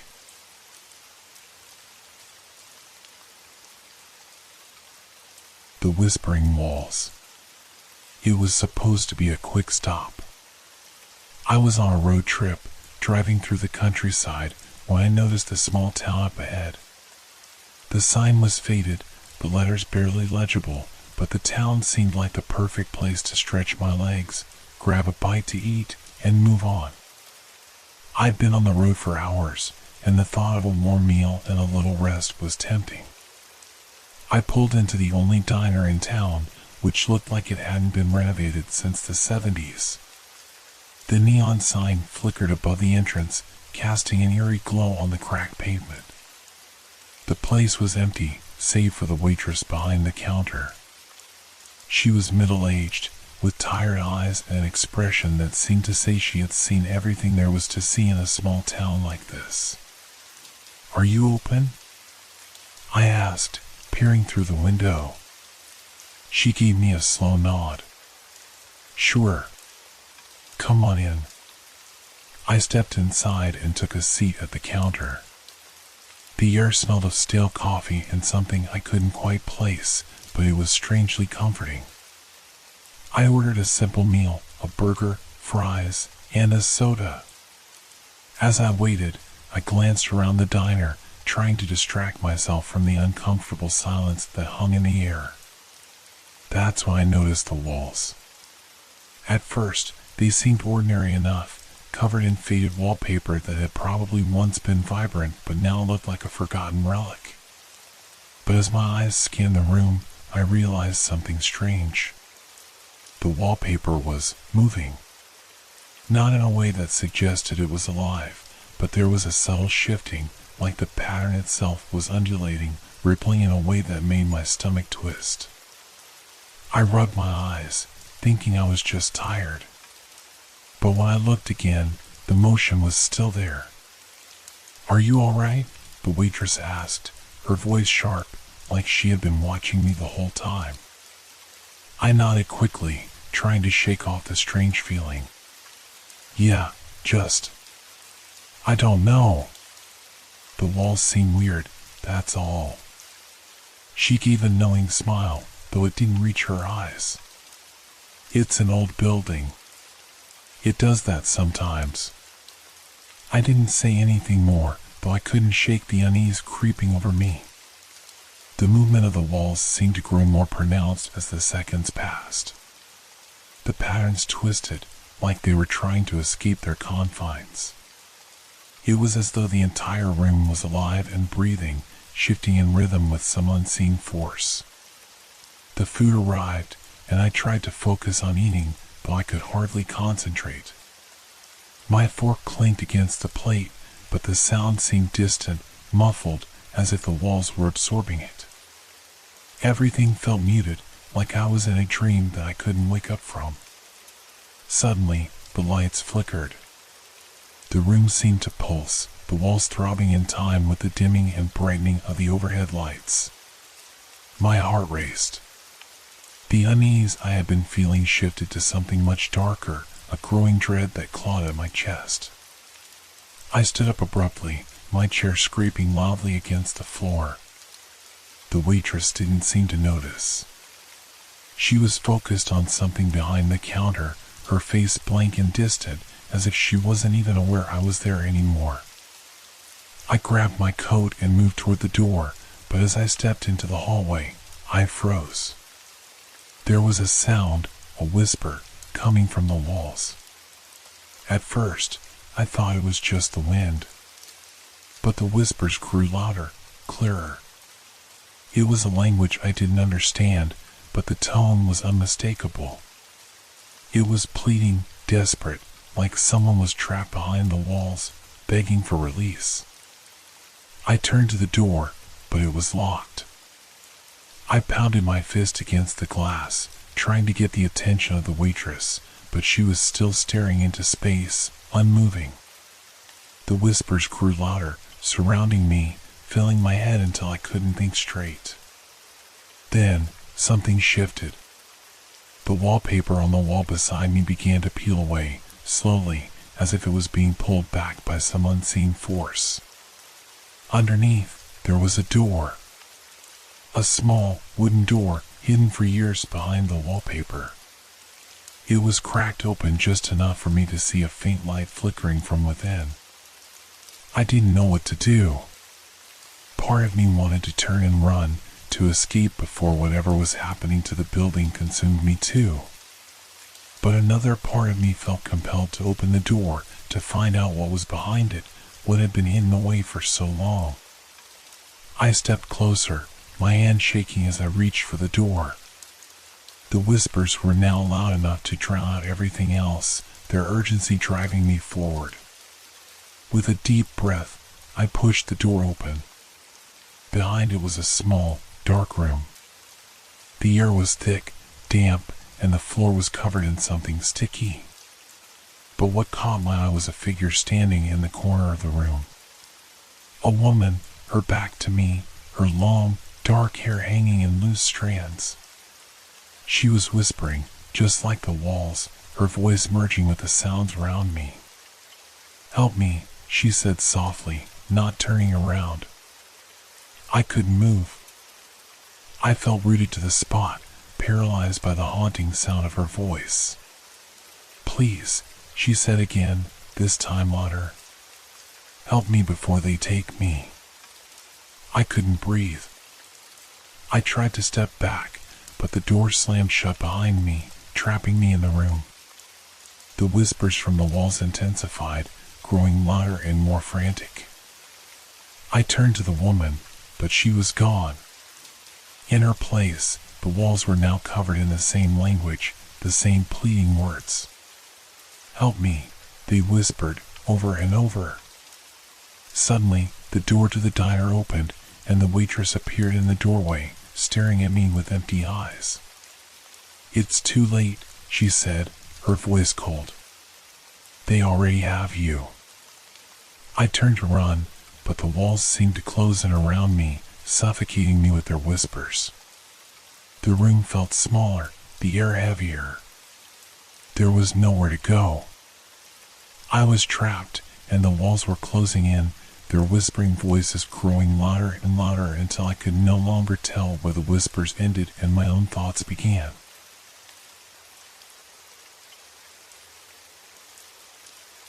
The siren's call. I had always found comfort in the sea. The rhythmic crashing of the waves, the endless horizon stretching out in front of me, there was something soothing about it. So when I booked a last-minute getaway to a small coastal town, I was excited. The brochure had promised a peaceful retreat, far away from the noise of the city. I was looking forward to nothing more than a quiet walk on the beach and a few days of solitude. Arriving at the beachside inn, I immediately felt the calm I was craving. The small white building stood against the backdrop of the ocean, its creaky sign swaying gently in the salty breeze. It was charming in a worn-down, rustic way.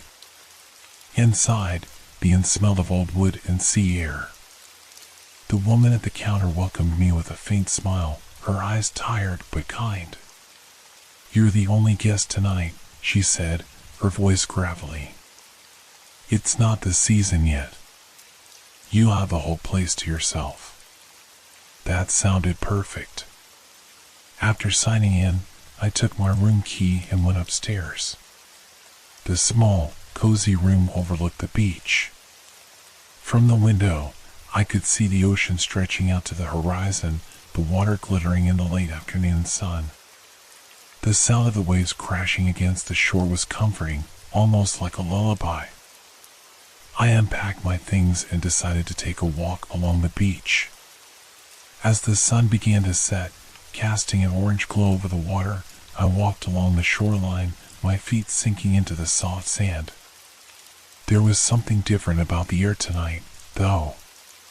The usual sea breeze felt heavier, like the air itself was thick with something I couldn't quite explain. The waves, too, seemed off. They weren't as rhythmic as usual. Instead, they seemed to pull and push in an erratic, almost unnatural way. I stopped to sit on a large rock near the water, gazing out at the ocean. For a moment, everything felt perfect. But then I heard it, soft, faint, barely audible above the crashing waves. A voice. At first, I thought it was my imagination, maybe the wind playing tricks on me. But then I heard it again. A soft, melodic whisper, a woman's voice, calling my name. Come closer. My heart skipped a beat. I stood up, scanning the water, but there was no one around. The beach was empty, and the only sound was the roaring of the ocean. But the voice, it seemed to come from the water itself. I took a step forward, drawn by the eerie whisper. Come to me. It was almost hypnotic.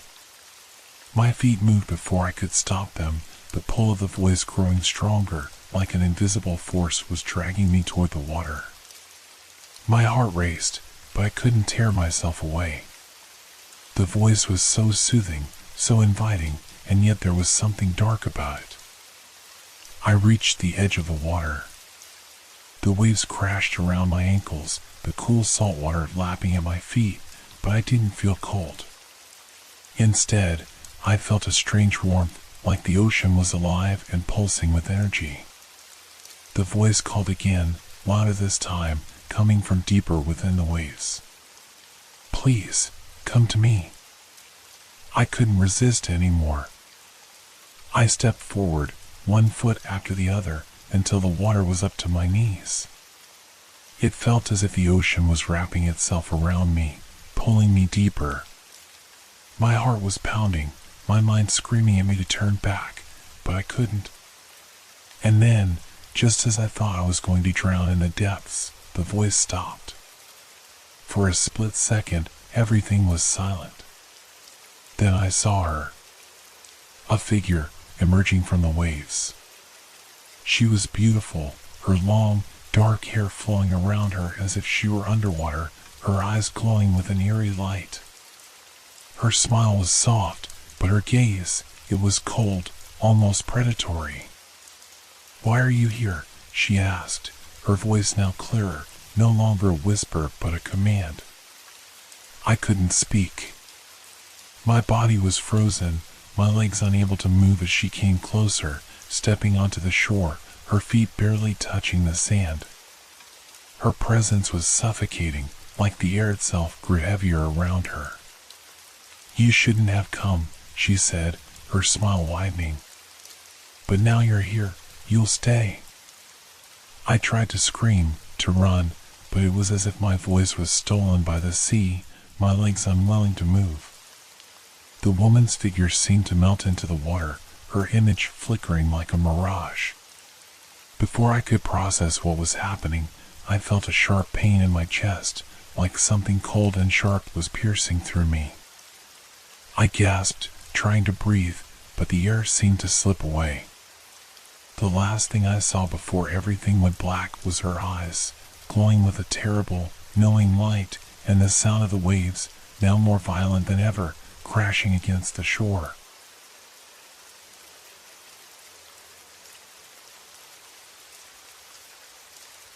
The last train home. The evening air was cold as I stepped onto the empty platform, my breath fogging in the chilled wind.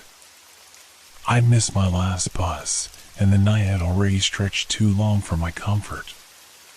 My watch read almost midnight, and I had one last option, the train. The timetable had said there was a final train at this hour, but I wasn't sure why it was still running so late. There was hardly anyone around as I glanced up at the dim streetlights, the distant hum of the city fading as the railway track curved into darkness. The station had an old-fashioned, almost abandoned look to it, peeling paint on the benches, rust on the rails, and an empty newsstand that hadn't been stocked in years. The whole place felt like a ghost of what it once was. I shuffled over to the platform, feeling my shoes scrape against the cracked concrete, my steps echoing eerily in the silence. The train finally appeared in the distance, its headlights piercing through the mist that had begun to roll in. As it approached, I noticed something odd about the sound. The usual clatter of the train's wheels on the tracks seemed muffled, as though the train was moving in a dream. The carriages were strangely lit, dim, flickering, like the lights weren't quite working.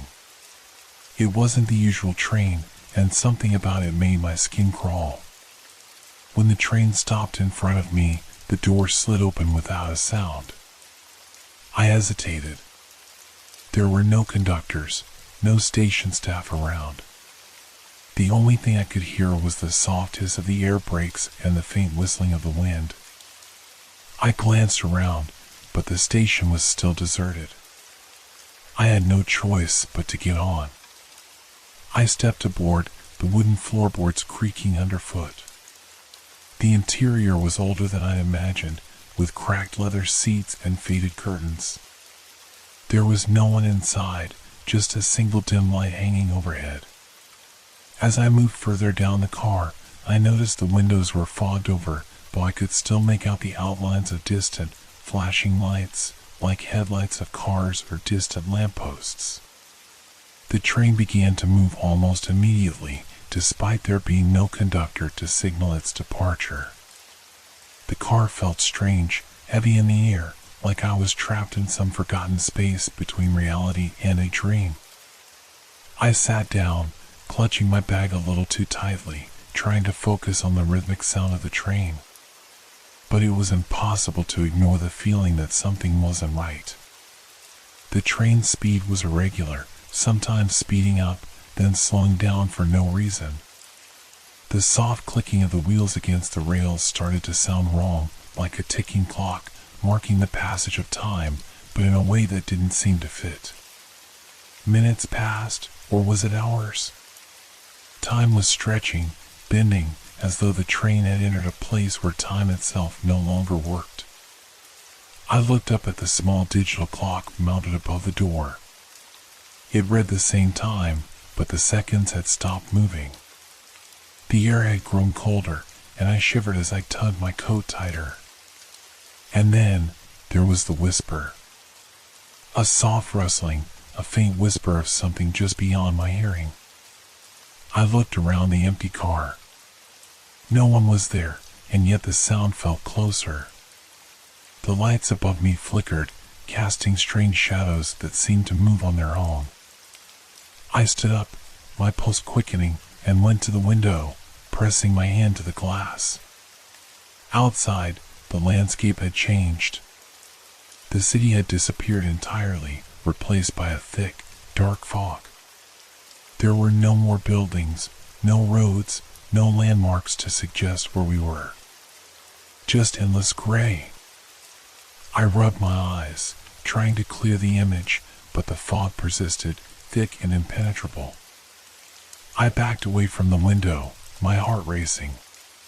Suddenly, I heard a door creak open behind me. I spun around, but the car was still empty. My throat tightened as I took a few cautious steps down the aisle, the low hum of the train filling my ears. Then, another door creaked, this time from the far end of the car. I froze. The sound was unmistakable. Someone was moving in the other car. I slowly made my way towards the door, my mind racing. Was there anyone else on this train? Or was I alone in this nightmare? I reached for the door handle, my fingers trembling. I pulled the door open, only to be met with complete darkness on the other side. It wasn't like the train's dim lights were just out. It was as if the entire world beyond that door had ceased to exist. No sound, no light. Before I could pull away, I felt a cold breeze wash over me. I stepped back instinctively, but my foot caught on something, sending me sprawling to the floor. My breath caught in my throat as I looked up and saw a shadow move across the aisle. It wasn't a person, not quite. Its form was blurry, shifting, as if it existed in multiple places at once. Its eyes, though, were clear, bright, and glaring straight at me. It wasn't human. I scrambled to my feet, heart racing in panic. I reached for the door handle again, but before I could open it, the shadow stepped forward, its presence overwhelming. I felt the coldness of its being fill the car, the oppressive weight of it pressing against me, suffocating me. Then, just as suddenly as it had appeared, the figure vanished, and the train lurched forward, accelerating into the darkness. My body slammed into the seat as the speed increased. I felt dizzy, disoriented, as the train hurtled down an endless track that stretched into an unknowable void. I couldn't tell how long it had been or if I was even still on the same train. The soft whisper returned again, now closer than ever. "You're never going home." I tried to scream, but the sound caught in my throat. The train kept moving, the strange, cold whisper growing louder, surrounding me as the world outside became an impenetrable void.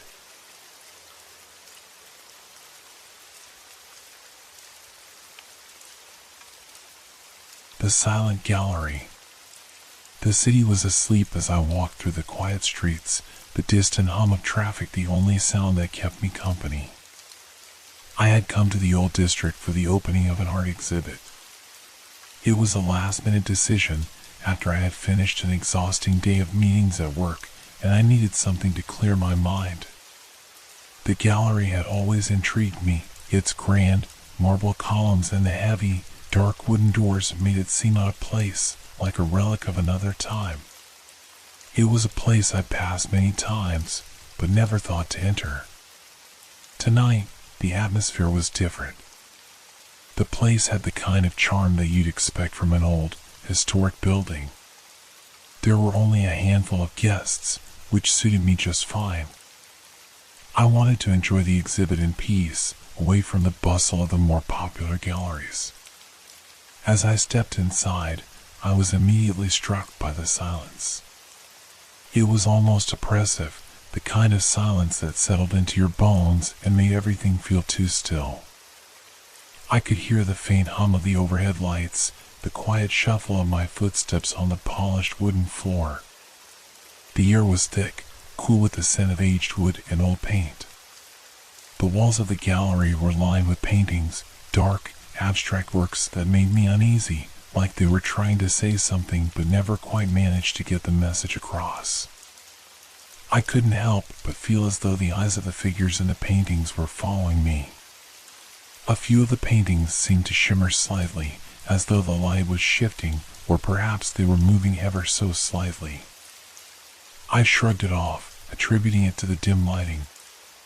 As I wandered through the gallery, I noticed the security guard standing at the entrance. He looked out of place, dressed in an old-fashioned uniform, as if he had stepped out of a different era. He didn't seem to move, just stood still, watching over the room with a dull, glazed expression. I made my way past him, but something about his unblinking stare made me uncomfortable. I quickly turned my attention back to the art. One painting in particular stood out. It was located in a corner of the gallery, dimly lit by a single spotlight. The painting depicted a sprawling cityscape, but the buildings in the image were misshapen, distorted, almost like they were melting into each other. There was an eerie feeling to the scene, as though the city was alive, its buildings moving and shifting as if they had a mind of their own. I couldn't take my eyes off it. As I stood there, a cold shiver ran down my spine. I turned away from the painting, but out of the corner of my eye, I swore I saw movement in the shadows. I blinked, but the gallery was still empty. Or was it? I glanced back toward the entrance and saw that the guard was no longer standing where he had been. I hadn't heard him leave. I moved quickly, wanting to put some distance between myself and the unsettling feeling that was creeping up on me. I walked deeper into the gallery, where the air seemed to grow even colder. The further I walked, the darker the gallery became. The lights above me flickered briefly, casting strange shadows on the walls. I found myself in a long hallway lined with doors that led to smaller rooms. One door at the far end of the hallway was slightly ajar, the dim light from within barely visible in the darkness. My curiosity got the better of me, and I made my way toward it. As I pushed the door open, I was hit with a strange sense of vertigo, like I had just stepped into another world. The room was small but felt endless, as though the walls were stretching farther and farther back, disappearing into a void. There were no paintings in this room, just a single, large mirror mounted on the far wall. It was framed in intricate, black wood, and the glass was dark, almost like it had been aged for centuries. I approached the mirror slowly, unsure of why I felt drawn to it. As I stood in front of it, I noticed something peculiar. My reflection was distorted, warped as though it was being sucked into the surface of the glass. My hands, my face, everything seemed to stretch unnaturally, bending and twisting. I stepped back, feeling my heart race. My reflection remained unmoving, its eyes wide, unblinking, just like the security guard. Suddenly, a cold breeze swept through the room, and I heard a soft whisper, so faint that I almost thought it was my imagination. "Don't look away." I spun around, but the room was empty. There was no one there. The whispers continued, louder this time, echoing off the walls. "Look at me." I froze, my blood running cold. The voice wasn't human. It sounded distorted, like it was coming from somewhere deep within the walls. I looked back at the mirror, but my reflection was gone. In its place was a shadow, dark and formless, creeping along the edges of the glass, moving closer to me. I couldn't move. My feet felt glued to the floor. The shadow reached the edge of the mirror and then it lunged. I screamed, stumbling backward, but the door slammed shut behind me with a deafening bang. The lights flickered and went out, plunging me into complete darkness. I fumbled for my phone, trying to turn on the flashlight, but it was dead. Panic set in. My breath quickened, and my heart pounded in my chest as I felt something, or someone, move just behind me. The whisper was now right in my ear. "You'll never leave." The gallery was silent once again, except for the sound of my own ragged breathing.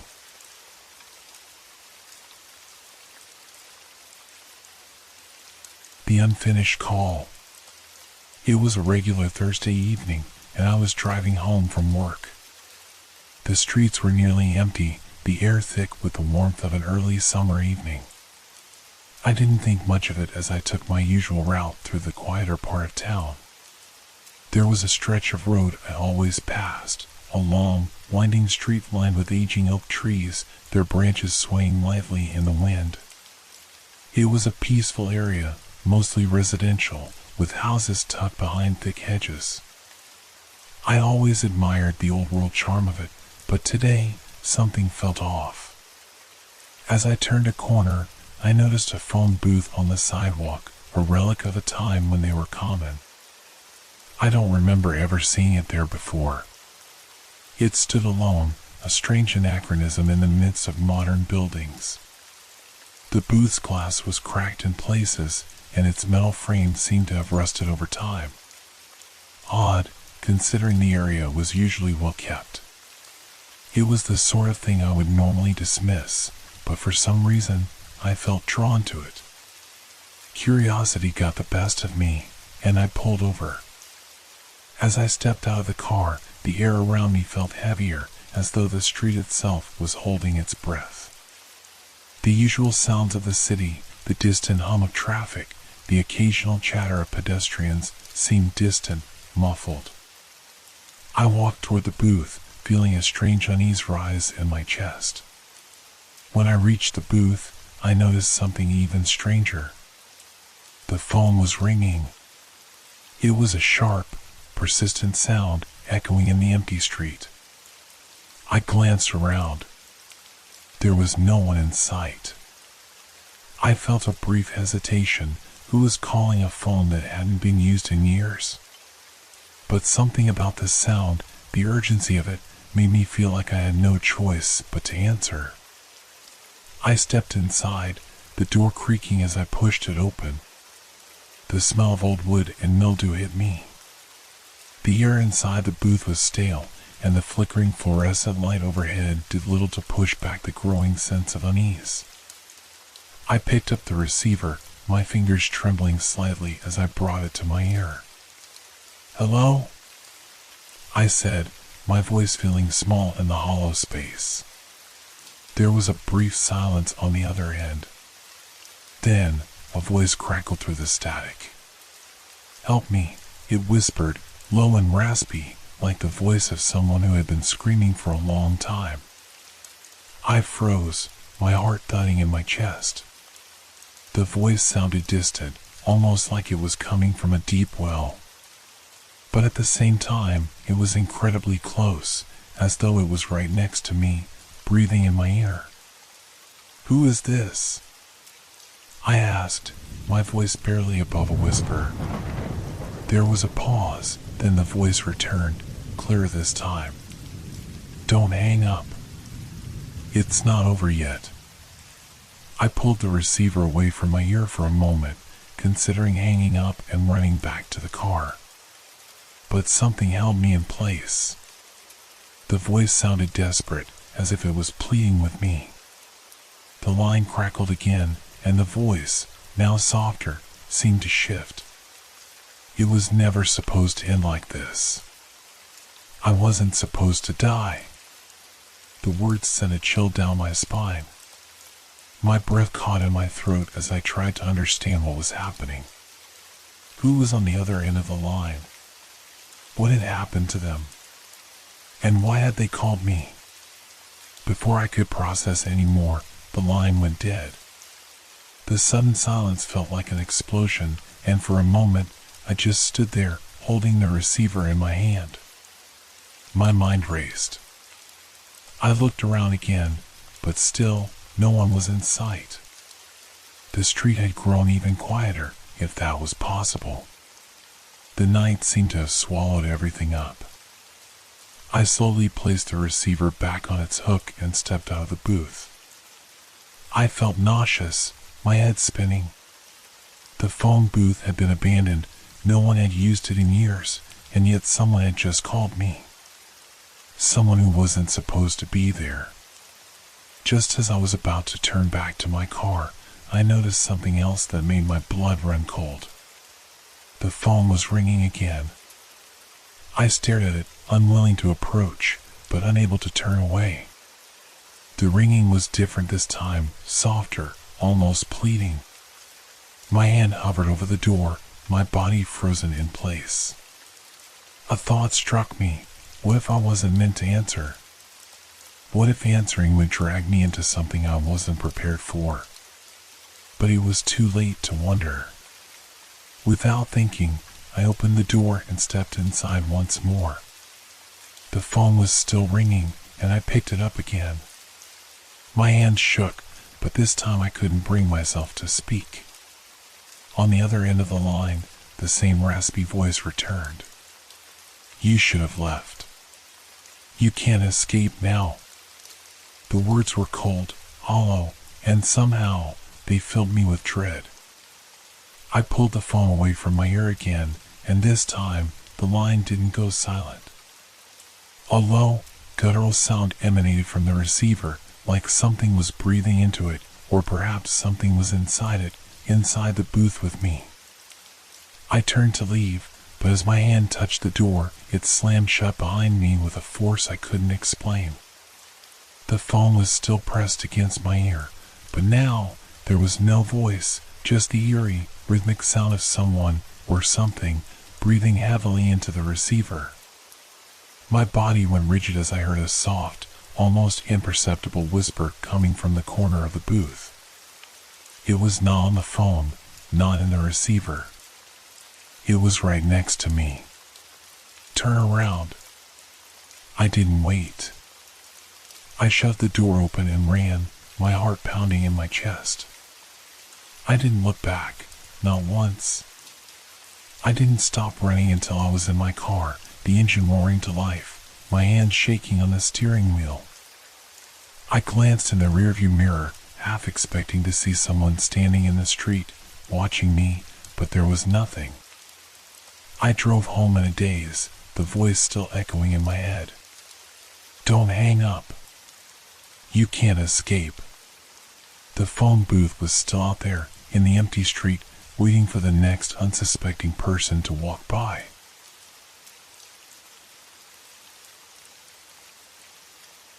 Whispers in the shadows.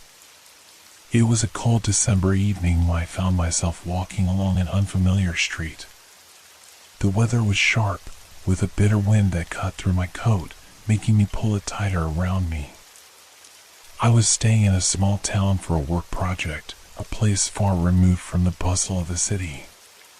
The streets here were narrow, and the buildings were close to one another, leaning as if they were in quiet conversation.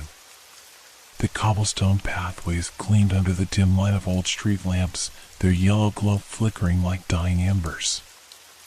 I had finished work earlier than expected and decided to take a walk to clear my head. I wasn't planning on wandering too far, but somehow I ended up on a street I didn't recognize. The further I went, the less it felt like the small town I had grown accustomed to.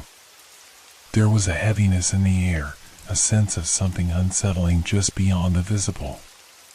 The houses on this street looked ancient, their windows dark and lifeless, as though no one had lived there for years. Some had gates that hung off their hinges, others had thick ivy climbing up their walls like a forgotten memory. I didn't think much of it at first. The town wasn't exactly small, and the streets weren't as neatly mapped out as I had imagined. But then, I passed a peculiar building, tucked away between two larger houses. It looked almost like a chapel, but without any distinct markings. There was no sign, just an arched wooden door and a single window above it, covered by old, tattered curtains. As I stood there, something caught my attention. A faint sound, almost like a whisper, drifted out from the cracks around the door. It was too quiet to make out any words, but it was unmistakable. I took a few steps closer, drawn by the strange curiosity that had gripped me. The door was old, its wood cracked and splintered, and as I reached out to touch the handle, a cold rush of air hit me. The moment my fingers brushed the handle, the whispering stopped. The silence was immediate, oppressive, as though the very air had thickened, pressing against me from all sides. My heart started to race, and I stepped back instinctively, but the door creaked open before I could react. Inside, the air was stale, heavy with the smell of dust and age. The dim light from the street lamps barely penetrated the gloom. I could barely make out the outline of an altar at the far end of the room, draped in shadows. The space was empty, devoid of any furniture or decoration. It was as if the place had been abandoned long ago, yet everything felt eerily preserved. The feeling of being watched washed over me, but I couldn't bring myself to turn around. I should have left. The instinct was there, urging me to turn around and walk away. But I didn't. Something was drawing me forward, toward the altar. I moved cautiously, each step seeming to echo in the silence. I didn't know why, but I felt a strange compulsion to reach the far end of the room. As I approached, a cold draft swept through the room, brushing against my face. I stumbled, and that's when I noticed the floor. It wasn't just dusty, it was cracked. Deep fissures ran across the stone, and there, in the gaps, were strange symbols carved into the surface. They weren't words, at least not words I recognized. The closer I got to the altar, the more the symbols seemed to shift, as though they were alive.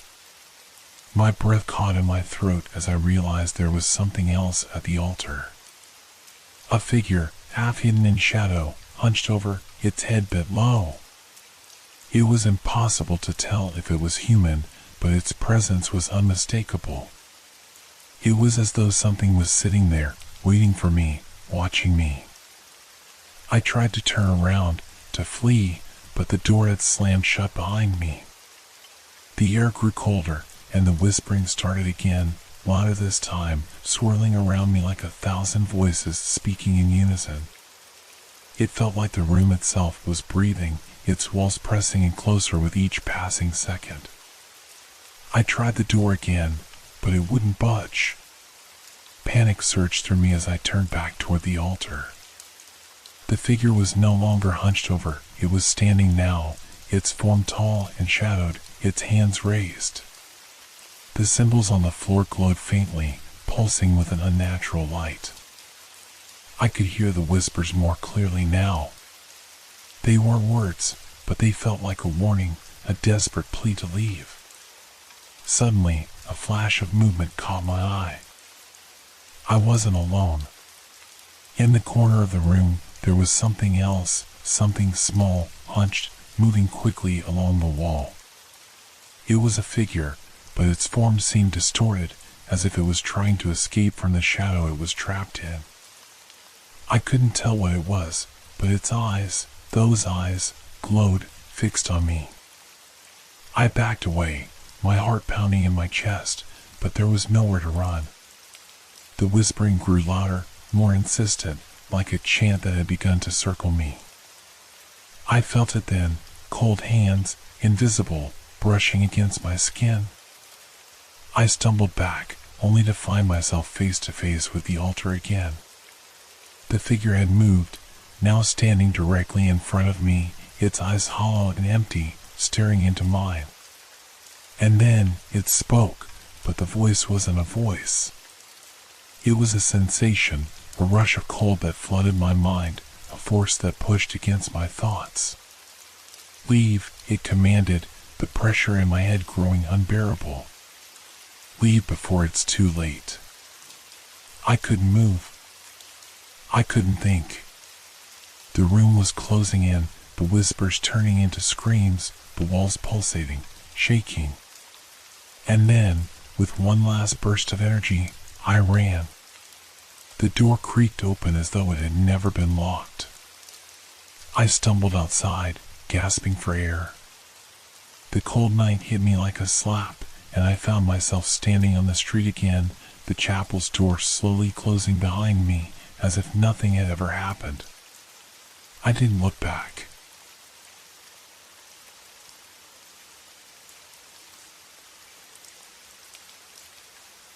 The glaring eyes. It was late afternoon when I decided to take a detour from my usual route home. I had been in a routine lately, the same path every evening after work, but something about the cloudy sky that day made me want to explore. The streets were unusually quiet, and I felt a strange pull to walk toward the park that was on the edge of town, a place I hadn't visited in years. The park had always been a place I'd associated with childhood memories, laughter, the sound of balls bouncing on the asphalt, kids running in all directions. But now, it was different.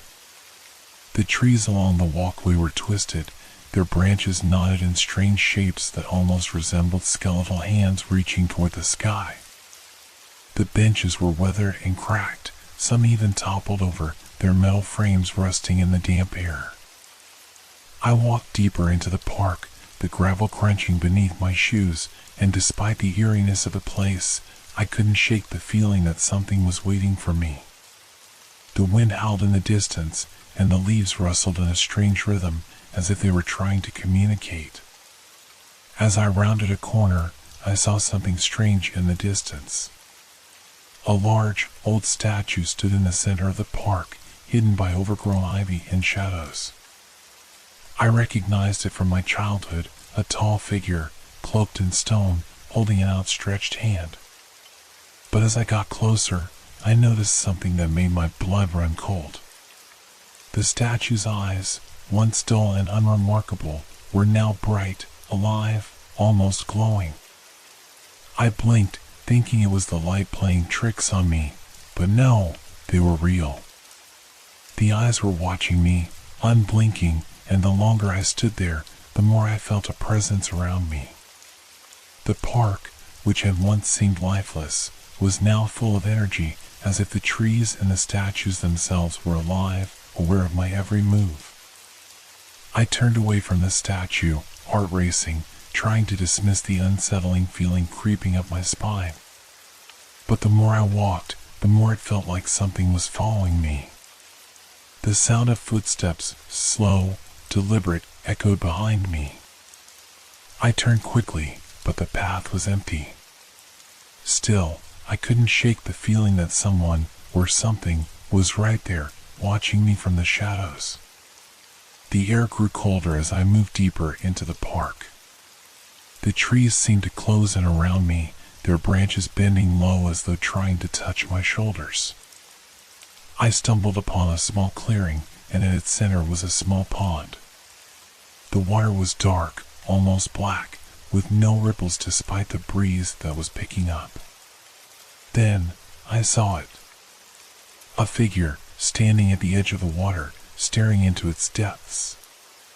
At first, I thought it was just a person, a jogger, maybe, but there was something wrong with the way they stood, as if they were frozen in time.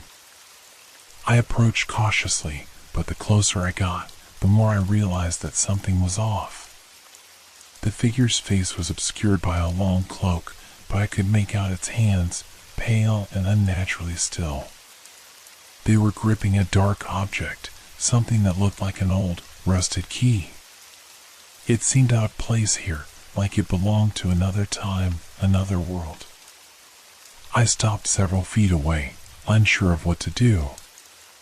"Excuse me?" I called out, my voice barely breaking the stillness. There was no response. And then, the figure turned. It was quick, too quick, and I staggered back in shock. The face beneath the cloak wasn't human. Its features were distorted, twisted into a grotesque mask of blackened eyes and sharp, jagged teeth. The skin was stretched tight, like it had been pulled over a skull, and the eyes, those eyes, were wide and hollow, glowing faintly with an unnatural light. I couldn't move. The air around me felt thick, suffocating, as if the entire park was closing in on me. I could hear the rustling of leaves again, but this time it was louder, more frantic. The figure took a step forward, the key dangling loosely from its hands. I turned and ran, not looking back, the sound of footsteps echoing behind me once again. My heart raced as I sprinted toward the park's entrance, but the path seemed longer than I remembered. The trees blurred into one another, their shapes distorted, as if the world itself was warping around me. I could hear whispers now, soft, indistinct words carried on the wind. The voice sounded familiar, as if it was calling my name, but I didn't dare stop to listen. I pushed myself faster, the ground beneath me trembling with every step. Finally, I reached the gate of the park. My hands were trembling as I gripped the metal bars, pulling them open. I stumbled through and onto the street, gasping for air, my legs shaking with exhaustion. I didn't look back. The next morning, I went back to the park, hoping it had all been a nightmare, a figment of my overactive imagination. But when I reached the statue, I froze.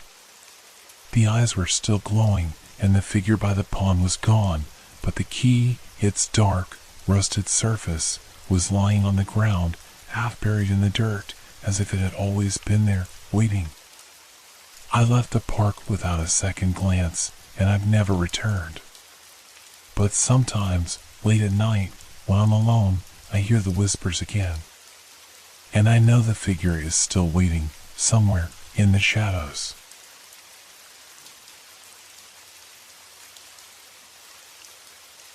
The Forgotten Tape. I've always been a fan of old records and tapes, so when I heard about the estate sale near my apartment, I couldn't resist. The house was small, tucked away in a corner of the neighborhood, with ivy growing on the brick walls and a driveway cracked from years of neglect. The sign that hung from the mailbox was faded, but it clearly said, "Estate sale, everything must go." When I arrived, the front yard was cluttered with random items, old furniture, half-broken lamps, boxes of dusty clothes, and piles of books. But it was the garage that caught my attention. It was dimly lit, with the door half open, and I could see boxes of vintage records and old VHS tapes stacked high on the shelves. I walked in, greeted by the musty scent of old cardboard and dust. The dim light flickered above me, making the shadows in the corners of the room seem to move with a life of their own. As I began to sift through the piles of tapes, one particular box caught my eye. It was a simple cardboard box, unlike the others, which were neatly labeled with their contents. This one was unmarked, the tape worn and frayed. There was no title, no clue as to what it contained. I pulled the box down from the shelf and opened it. Inside, there was only one tape, unlabeled and wrapped in faded plastic. It felt strange in my hands, heavy for its size, as if it were hiding something. I couldn't resist. I placed it in the VCR I found in the corner of the room, hoping it would be a hidden gem of old footage. The screen flickered to life, and for a moment there was nothing but static. Then, slowly, an image began to form. A room. It looked like a living room, with old furniture covered in dust, and a single lamp on a table casting a weak, yellow light. The place was eerily silent. Then, the camera shifted, panning to the window. I couldn't see much, just the outline of the house's exterior. The sky outside was pitch black, no stars, no streetlights, just darkness. The only thing that stood out was a figure standing motionless in the yard, facing the house. I couldn't tell who or what it was. The figure was tall and thin, wearing something dark, blending in with the night. But there was something wrong about it. The figure was unmoving, almost frozen in time. I leaned forward, heart starting to race, as I tried to make sense of what I was seeing. Suddenly, the tape flickered again, and the figure disappeared. The camera quickly shifted back to the room, now much darker, the lamp flickering violently as if someone had turned it off. The room felt colder, the air thickening with tension. Then, the figure appeared again, but this time it was inside the house. I froze. The camera was shaking now, as if the person recording it had suddenly become aware of something. The figure was standing just inside the doorway, staring directly at the camera. Its face was blurred, like a smear of shadow, but I could feel its gaze. It was as if it was looking directly at me, through the screen, into my soul. The air around me grew cold, and I suddenly felt a rush of unease. I stood up, glancing nervously around the garage, but everything seemed normal. The tape continued to play, the blurry figure now closer, moving slowly toward the camera. It wasn't walking, no, it was gliding, like it was floating, as if it didn't need to touch the ground. I wanted to turn the tape off, but my hand wouldn't move. My eyes were glued to the screen, unwilling to look away. The figure drew closer, its face still a blur, but I could feel its presence overwhelming me. The closer it got, the harder it was to breathe. And then, in a single, jarring movement, the camera shifted rapidly. The figure was no longer standing in the doorway. It was right in front of the lens, its blurred face just inches away. I could hear breathing, labored and slow, coming from the speakers. The room around me seemed to warp. The walls began to close in, and the shadows stretched out like dark, twisted fingers reaching toward me. I wanted to scream, to rip the tape out of the VCR, but I couldn't. I was paralyzed, unable to move as the figure's breathing grew louder, more frantic. Then, with a sudden burst of static, the screen went black. For a moment, everything was silent. But just as I was about to get up, I heard it.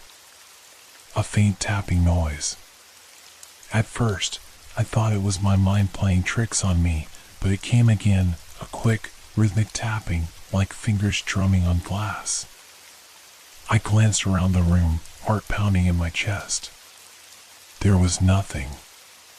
The garage was as still as ever. I looked at the VCR. The tape was still in place, the screen now completely black. I pressed the eject button, but the tape wouldn't budge. It was stuck, wedged inside the machine, as if something didn't want me to take it out. My fingers were shaking as I tried again, but the tape wouldn't release. The tapping grew louder, closer. I turned to the door of the garage. The shadows in the corners seemed darker now, pressing in on me. And then, just for a split second, I saw two pale hands, fingertips tapping gently on the window. The same blurred figure from the tape. The sound of the tapping was deafening, like it was right behind me. I finally managed to yank the tape out of the VCR, but the garage felt colder now. The air was heavy, oppressive. I never finished watching the tape. I couldn't. I left the garage, abandoning the tape on the floor, and went straight back to my apartment, my heart racing the entire way. I threw the tape in the trash when I got home, but every night since, I hear the tapping at my window. I never look, but it's always there, just out of sight. The figure is always waiting, always watching, just as it was in the video. And I know, deep down, it's waiting for me to come back.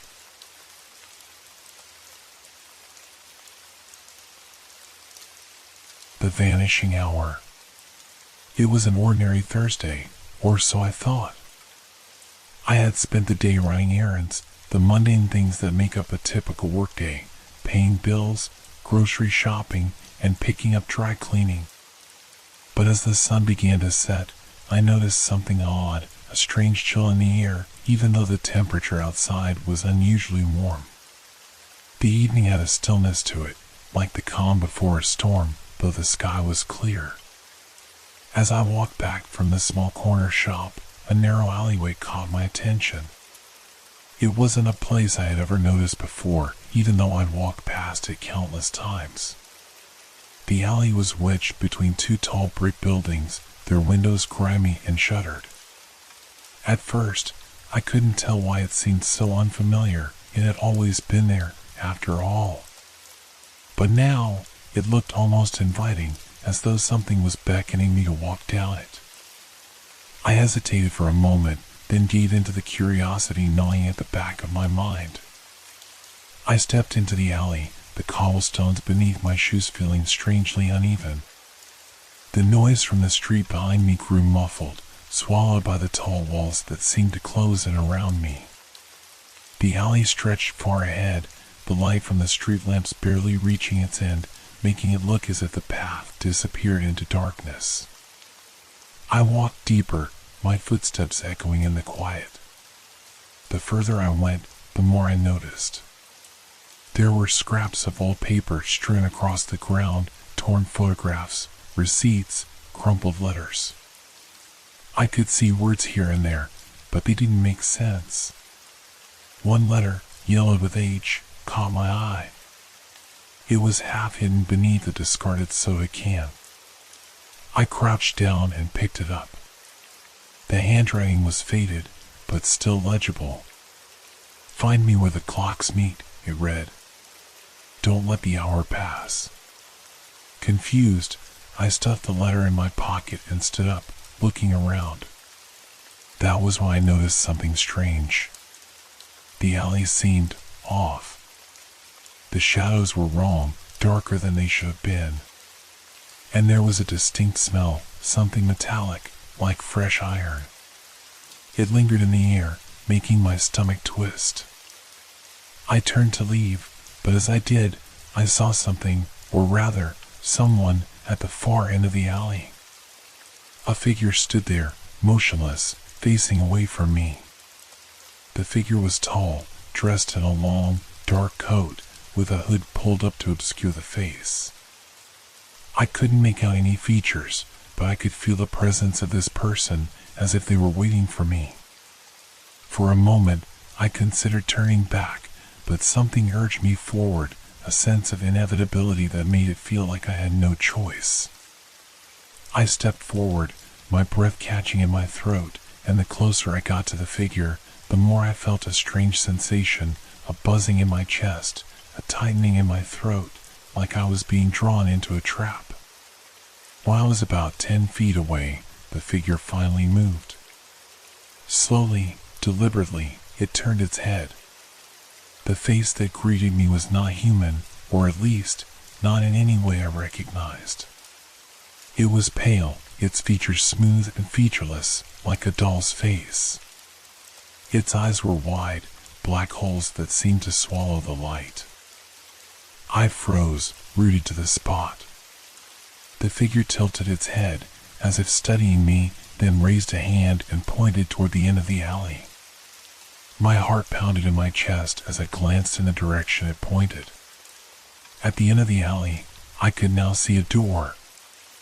I hadn't noticed it before, not when I first entered, and certainly not when I was near the figure. But there it was now, an old wooden door, barely visible in the shadows.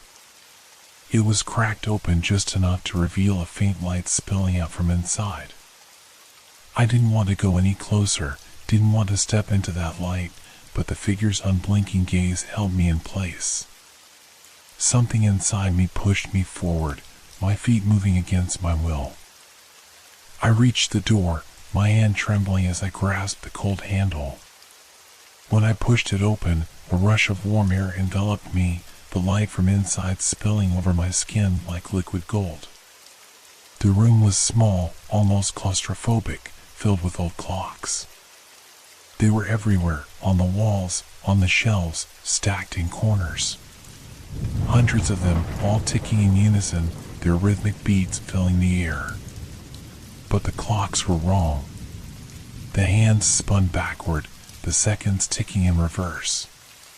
Time was unraveling itself in this room, and the deeper I looked into the maze of ticking faces, the more disorienting it became. I couldn't tell where one clock ended and the next began, the overlapping sounds creating an oppressive hum in the room. I stepped further inside, but the door slammed shut behind me, sealing me in. Panic began to rise in my chest as I turned to find another way out. But there was no escape.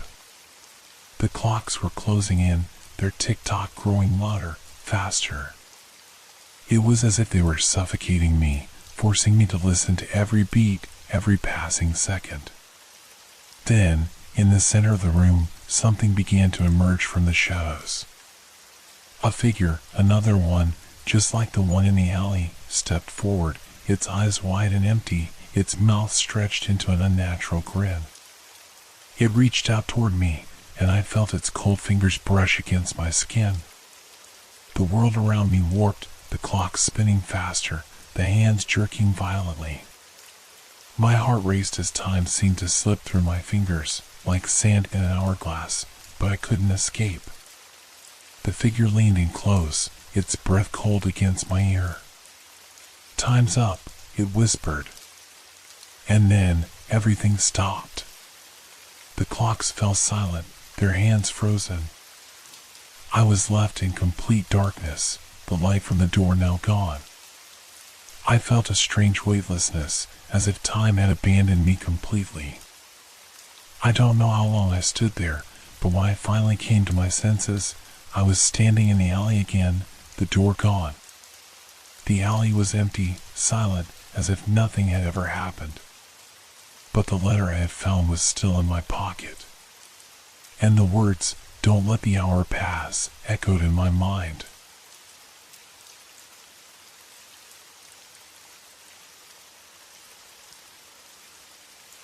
The Forgotten Library. I had always been a bookworm, the kind of person who could spend hours getting lost between the pages of a good novel. So when I heard about the old library on the edge of town, I was intrigued. It wasn't in any guidebook, and locals barely spoke of it. Some mentioned it with hushed tones, others insisted it had been abandoned for years.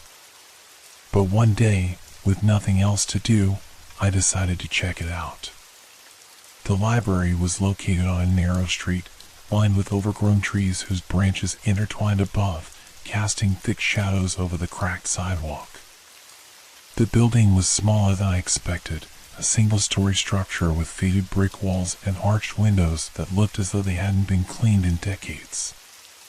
Its entrance was marked by a pair of heavy wooden doors, each with intricate carvings of strange symbols that I couldn't quite make out. I pushed open the door with some effort, the hinges creaking as if it hadn't been used in ages. Inside, the air smelled of dust and old paper. The shelves, covered in a thick layer of grime, stretched high up to the ceiling. Books were stacked haphazardly, many of them tattered and yellowed with age. A few light bulbs flickered overhead, casting the room in an eerie, dim glow. As I wandered deeper into the library, the silence was oppressive. Not a single person was around, which felt odd for a place that seemed open. But then again, perhaps the place was more of a hidden gem than a popular spot. The farther I went, the more I felt the weight of the books surrounding me. It was as though they were watching me, each one holding secrets it didn't want to give up. I found myself in the back of the library, in a small room that appeared to be some sort of archive. The room was colder than the rest of the library, and the air seemed to carry a faint, almost imperceptible hum, as if something was vibrating just out of reach. In the center of the room was a large wooden table, covered in old maps and manuscripts. But what caught my attention was the bookshelf against the far wall.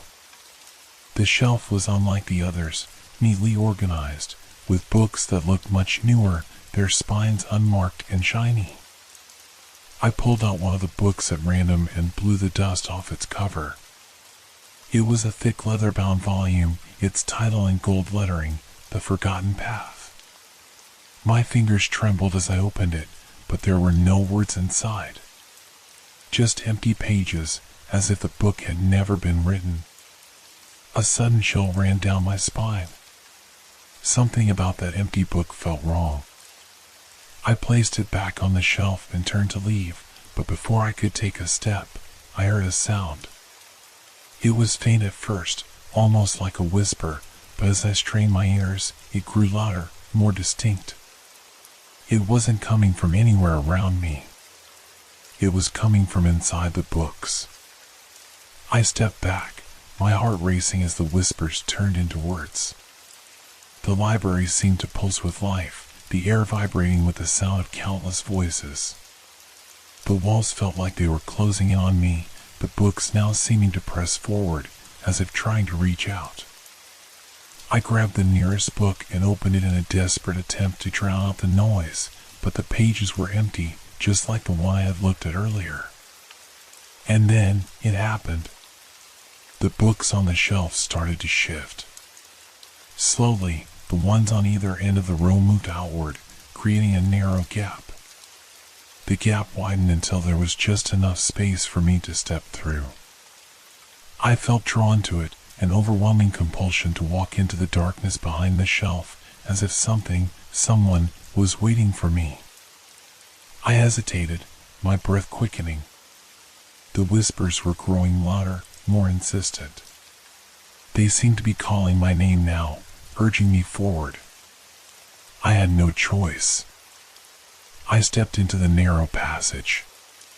It was cold in there, much colder than the rest of the library. The space was dark, with only a faint glow coming from somewhere deep within. I walked forward, my footsteps echoing on the stone floor. The further I went, the darker it became, the glow ahead growing more intense, but also more unsettling, like a flame that was about to burn out. I came to a door at the end of the passage. It was old, with brass handles that seemed to pulse with an unnatural warmth. My hand shook as I reached for it, but as soon as I touched the handle, the door creaked open on its own, revealing what lay beyond. The room inside was not like the rest of the library. It was a vast chamber, filled with shelves that stretched higher than the eye could see. The books here were different, bound in strange materials that I couldn't identify. Some were covered in scales, others in what looked like human skin. But what truly sent a wave of dread through me was the center of the room. At the very heart of the chamber was a pedestal, and on it lay a book, its cover made of black and bone, the title written in jagged silver script, The Eternal Night. I stepped closer, my mind racing. I couldn't look away from the book. The closer I got, the more I could hear it calling to me, louder than the whispers from before. It was a deep, guttural voice, ancient and sorrowful, but laced with power. I reached out to touch the book, and the moment my fingers brushed against the cover, a violent jolt of energy shot through me, throwing me back against the nearest shelf. The room seemed to shake, the books trembling violently. I could hear them now, thousands of voices screaming in a language I didn't understand. The shelves began to creak and groan, and I realized with horror that they were moving, rearranging themselves, trapping me in the center of the room. I tried to get up, but my legs wouldn't move. The voices were deafening now, each one clawing at my mind. In the chaos, I saw someone at the far side of the room. A shadowy figure, draped in robes, its face obscured by a hood. It was moving toward me, slowly but steadily.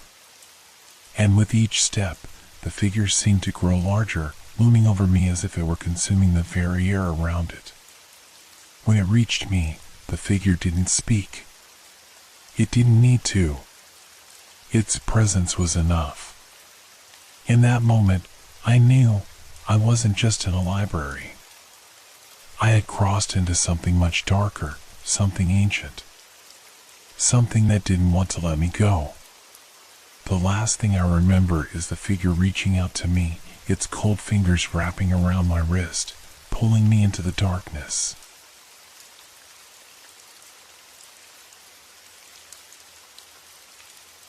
The Unseen Watcher. I've never been one to believe in superstitions.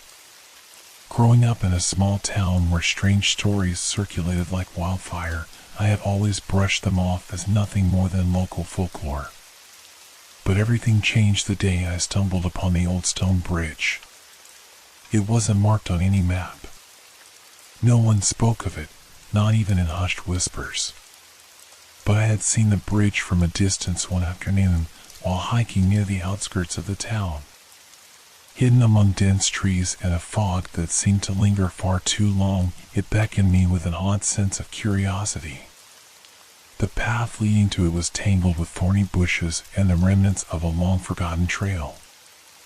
I had to push through branches and undergrowth, my clothes scraping against the rough foliage. The air felt thick, almost heavy, as if the place was holding its breath, waiting for something or someone to arrive. When I finally stepped onto the bridge, I felt the world around me change. The air was colder here, and a strange, stagnant smell hung in the breeze. The bridge itself was old, constructed from moss-covered stone that seemed to pulse with an energy I couldn't quite explain.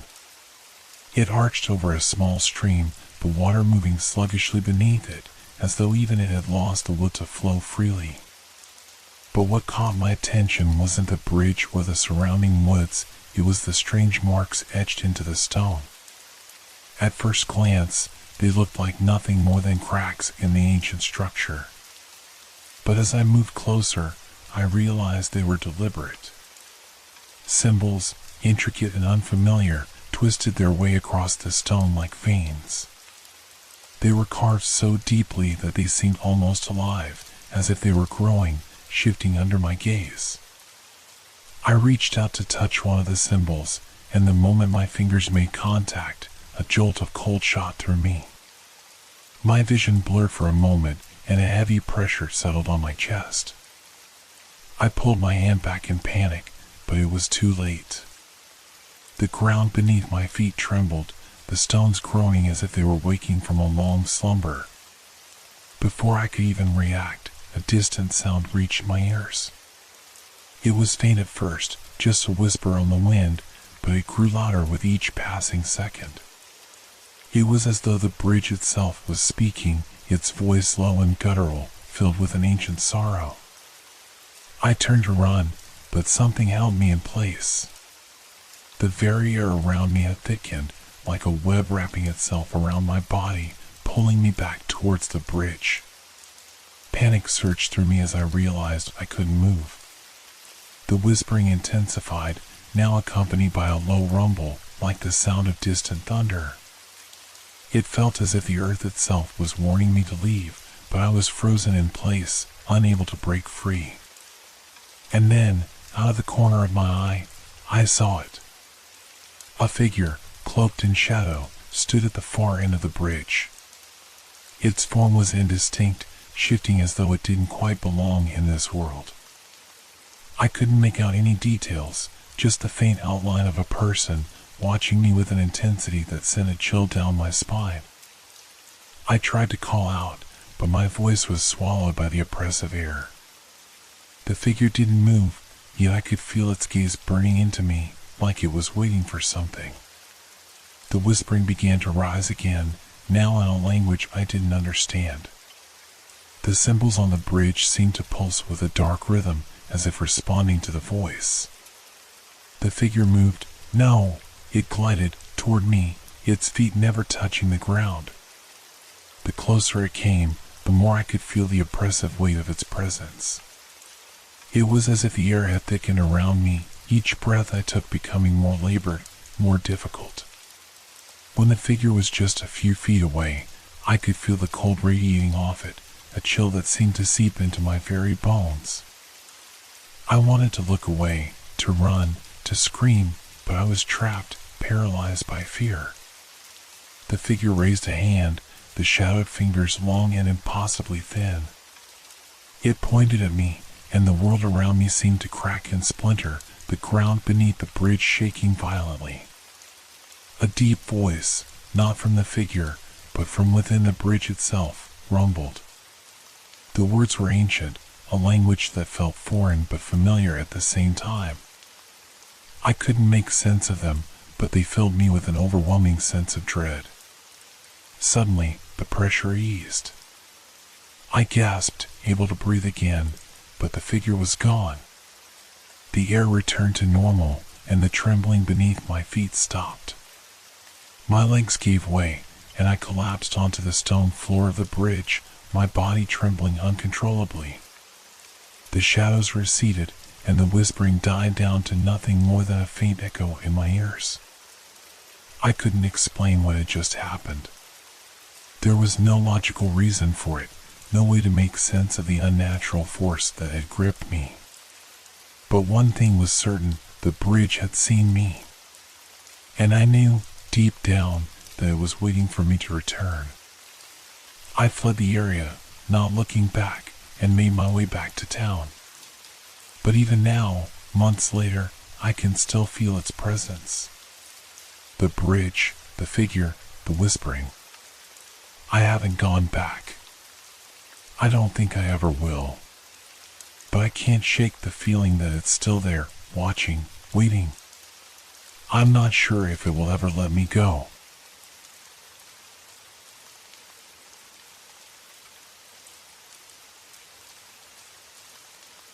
The flickering light. It was a simple weekend getaway, or so I thought. I had planned to visit a small, quiet town far from the bustle of the city, somewhere peaceful, where I could clear my mind. The journey had been smooth. The road curved lazily through the hills, flanked by fields of tall grass that swayed gently in the wind.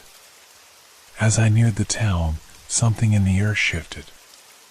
It was subtle at first, like a strange tinge to the light. I couldn't quite place it, but it made my skin crawl. The town itself was charming, though eerily still. The streets were narrow, the houses old but well maintained. There was an overwhelming silence, broken only by the occasional rustle of leaves or the faint murmur of a distant voice. What struck me most, however, was the local diner.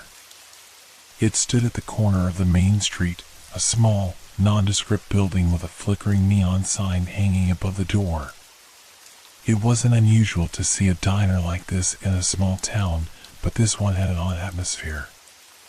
The sign, despite being powered by electricity, hummed with an unnatural frequency that seemed to vibrate through the air. Curious, I decided to step inside. The door opened with a soft creak, and the warmth inside hit me immediately. The diner was old-fashioned, with red vinyl booths and a counter where an elderly man stood, wiping down glasses. He gave me a friendly smile, though his eyes seemed a bit too wide, too searching. I ordered a coffee, and he led me to a booth near the back. As I sat down, I noticed a strange pattern etched into the table. The carving was so fine that it seemed almost deliberate, and it caught the light in a way that made the edges appear to shimmer. I traced my fingers along the lines, and for a moment, I thought I felt a slight vibration under my touch. My heart skipped a beat, but I brushed it off as my imagination running wild. The man, who had introduced himself as Greg, returned with my coffee. He seemed nice enough, but there was something unnerving about his manner. He lingered by my booth longer than I would have expected, his eyes darting to the door and then to the flickering sign outside. Finally, he spoke, his voice soft and deliberate. "You'll be staying the night, right?" I nodded, unsure of how to respond. "Yes, I booked a room at the inn down the street." Greg's gaze softened, but I caught a brief flash of something, almost like pity, in his eyes. "Good. You want to be inside before dark. The town, it's different after the sun sets. Not many people come back after dark. You'll see." His words hung in the air, and for the first time since I'd arrived, I felt a knot tighten in my stomach. I smiled nervously and sipped my coffee, but the taste seemed off, bitter in a way that didn't match the rich aroma. As the day went on, I couldn't shake the feeling that something was wrong. The streets grew emptier, the houses more desolate. By the time I returned to my room at the inn, the sky was already darkening, the last traces of sunlight slipping away. I forced myself to lie down, trying to ignore the unsettling thoughts running through my mind. But I couldn't sleep. The air outside seemed too still, the silence suffocating. The only sound I could hear was the occasional rustle of the trees outside my window, their branches swaying with a rhythm that didn't feel quite natural. Then, just as I began to drift off, a faint noise reached my ears, soft at first, but growing louder with each passing second. It was coming from the diner. A tap. A light tap, as though someone was gently knocking on the window. I sat up, straining to hear. The tapping continued, rhythmic and persistent. My instincts told me to ignore it, to stay inside where it was safe, but my curiosity got the better of me. I crept to the window, peering out into the darkness. The diner was no longer just a quiet building. It seemed alive. The neon sign flickered violently now, casting erratic shadows across the street. And through the window, I could see movement, shapes that didn't quite fit the space they occupied. Shadows danced inside the diner, twisting and stretching unnaturally, as if the building itself were breathing, pulsing with some kind of energy. I didn't know what it was, but something inside me snapped. I had to see what was happening. I rushed out of the room and down the stairs, my heart pounding in my chest. As I reached the street, the tapping grew louder, now joined by an eerie hum, the same frequency as the flickering sign. The world around me felt distorted, as though reality itself was warping. I reached the diner, my breath coming in shallow gasps. The door was slightly ajar, and I stepped inside, the cold air rushing past me as the bell above the door jingled faintly. The man, Greg, was standing behind the counter again, but now his face had changed. His eyes were wide, his pupils dilated, and his smile was stretched too far, too wide. There was no warmth in it, just a hollow, empty expression that made my skin crawl. And behind him, the shadows writhed. The tapping continued, now coming from the walls, from the very floor beneath my feet. The lights above buzzed loudly, flickering erratically. "Leave," Greg said, his voice shaking. "You shouldn't have come here. The town, it's not what you think. They're waiting for you." Before I could respond, the lights went out completely. The hum, the tapping, everything stopped. A suffocating darkness swallowed the diner, and I couldn't see my hand in front of my face. My heart raced, and I stumbled backward, my pulse hammering in my ears. Suddenly, the light flickered back on. The diner was empty. Greg was gone. The room was silent. No shadows moved, no tapping sounds echoed in the distance. I stood there, frozen, my breath shallow and quick, trying to make sense of what had just happened. But nothing made sense. The diner was as it had been before, quiet, lifeless, just an ordinary building in an ordinary town. I left as quickly as I could, not daring to look back, but the unsettling feeling followed me long after I'd left the town behind.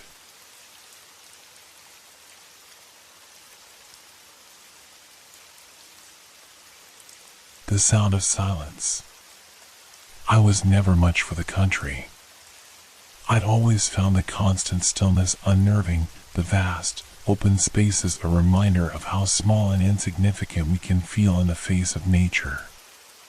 But when I received an invitation to visit my old friend Mia, who had moved to a farm in the countryside, I decided to go.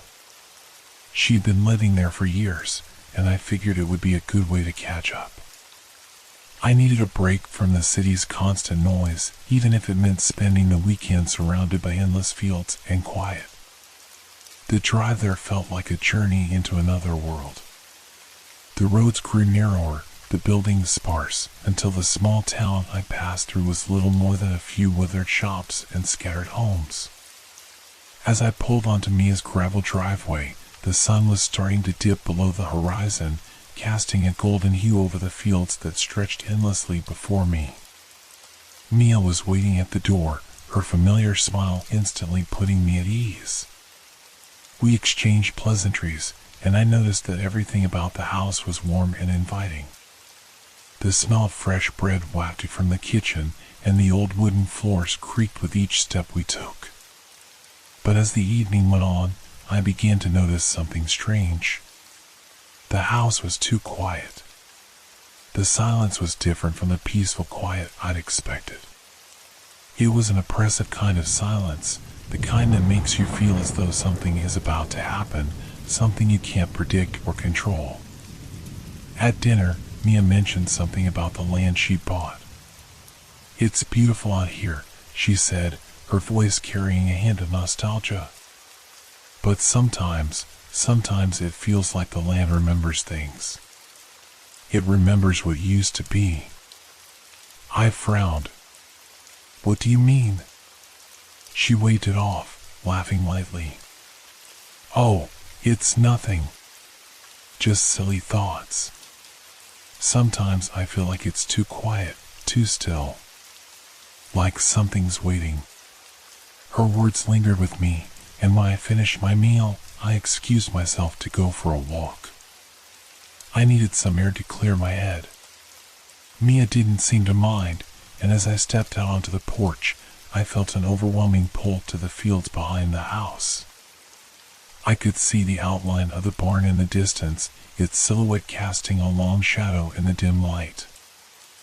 I walked toward it, my feet crunching the dry grass beneath me.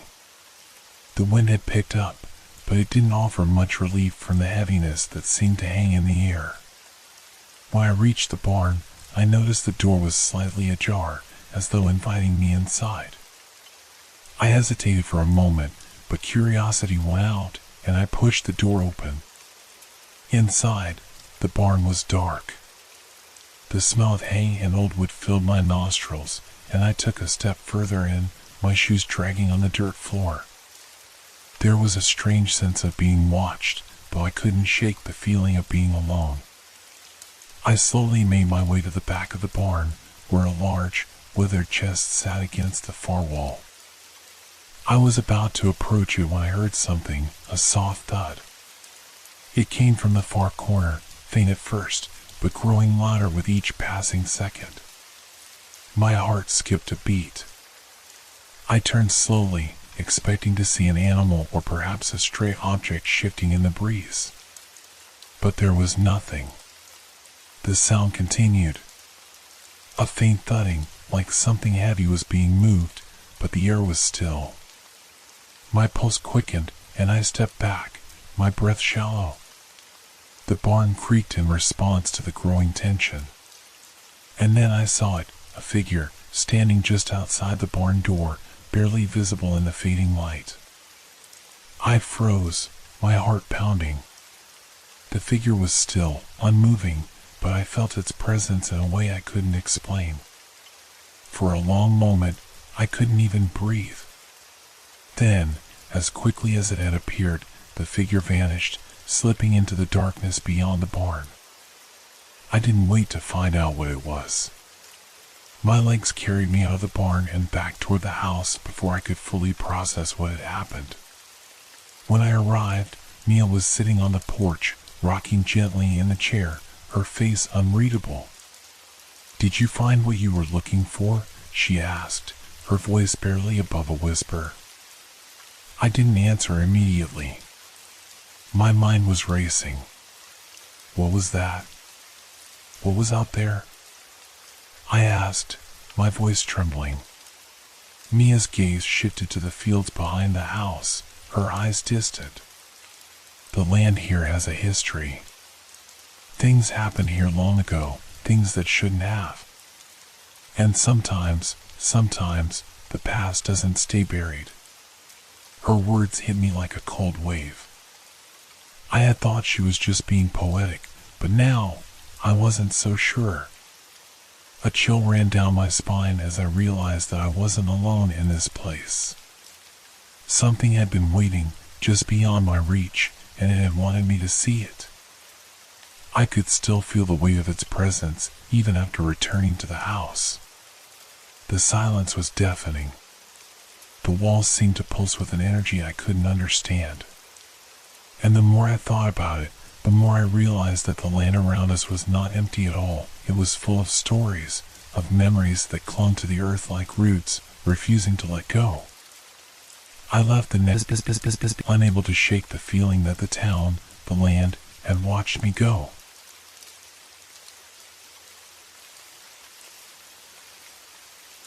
The reflection.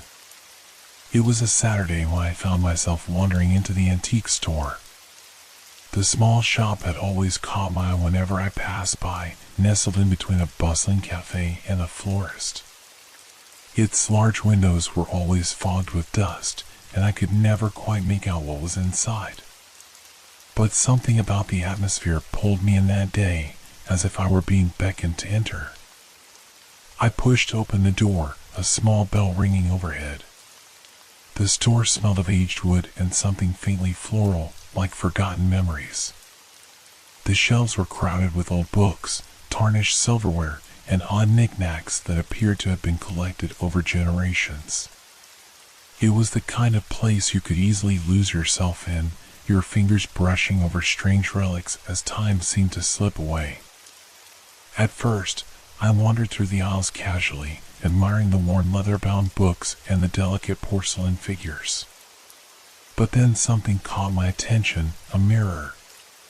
It was framed in dark, intricately carved wood, almost too ornate for such a small store.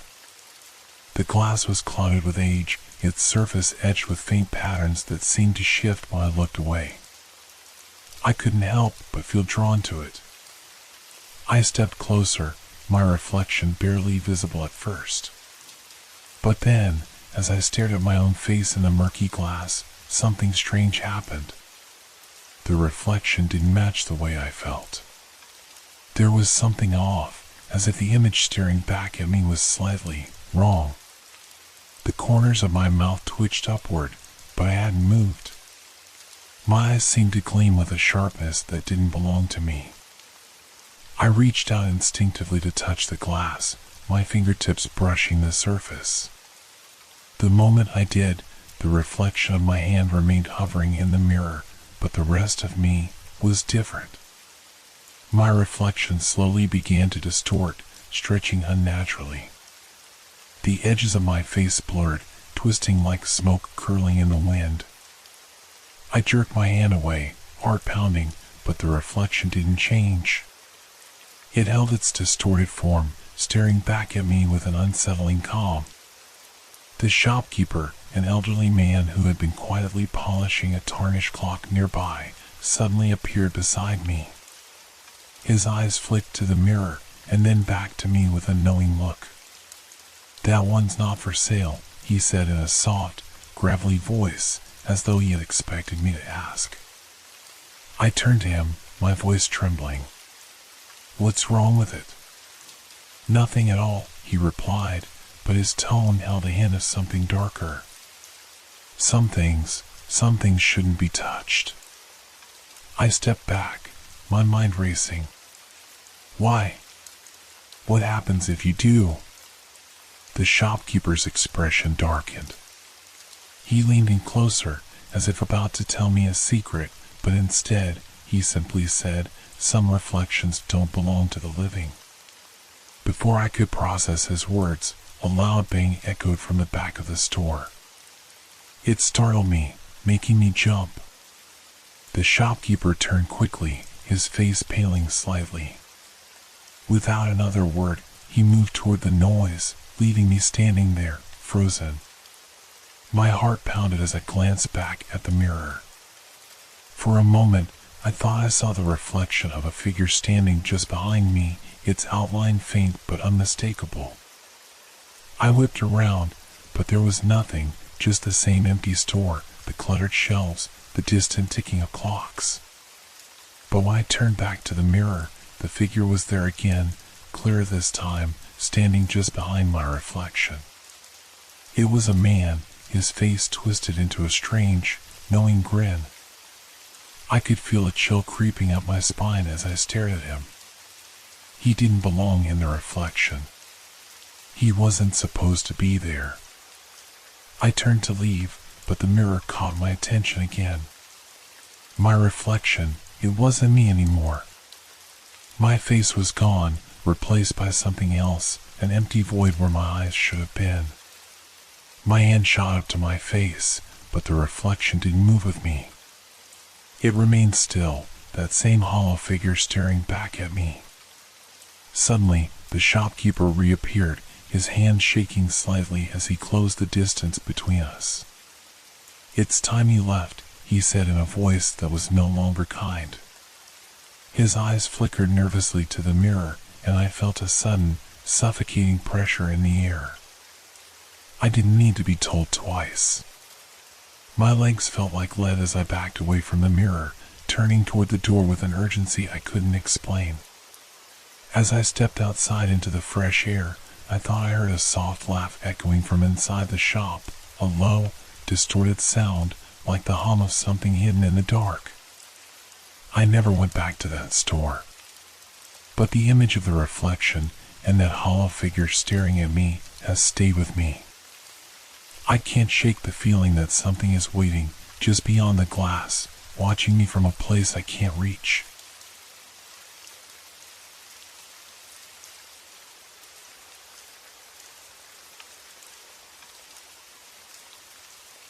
The Lost Road. I had never intended to take the back roads home that evening, but something about the way the sunset lit the horizon had me feeling restless, like I needed to get away from the monotony of the city. I left the main highway, following the narrow road as it wound through the hills, leading me into unfamiliar territory. The road seemed to stretch endlessly, flanked by overgrown trees that cast long shadows in the fading light. The houses here were sparse, their windows dark, as if no one had lived in them for years. A sense of isolation settled over me, but I wasn't afraid. There was something oddly peaceful about it. I hadn't seen a car for miles, the hum of my engine and the occasional rustle of leaves the only sounds accompanying me. The road began to narrow further, and soon, the trees on either side seemed to close in around me, their branches twisting in unnatural ways, as if they were reaching toward the car. My grip on the wheel tightened, but I pressed on. I was already so far from civilization that turning back felt like a wasted effort. As the sun sank lower, I noticed a figure standing at the side of the road. It was a man, dressed in tattered clothes, his hair wild and unkempt. He wasn't waving for help, he was simply standing there, watching. The eerie stillness of his stance unsettled me, but I didn't stop. I only accelerated, the engine's roar seeming to drown out my growing unease. Yet, in the corner of my eye, I could still see him, his eyes following me as I sped past.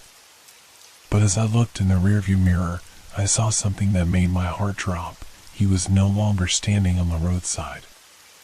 He was walking, matching the speed of my car, just behind me.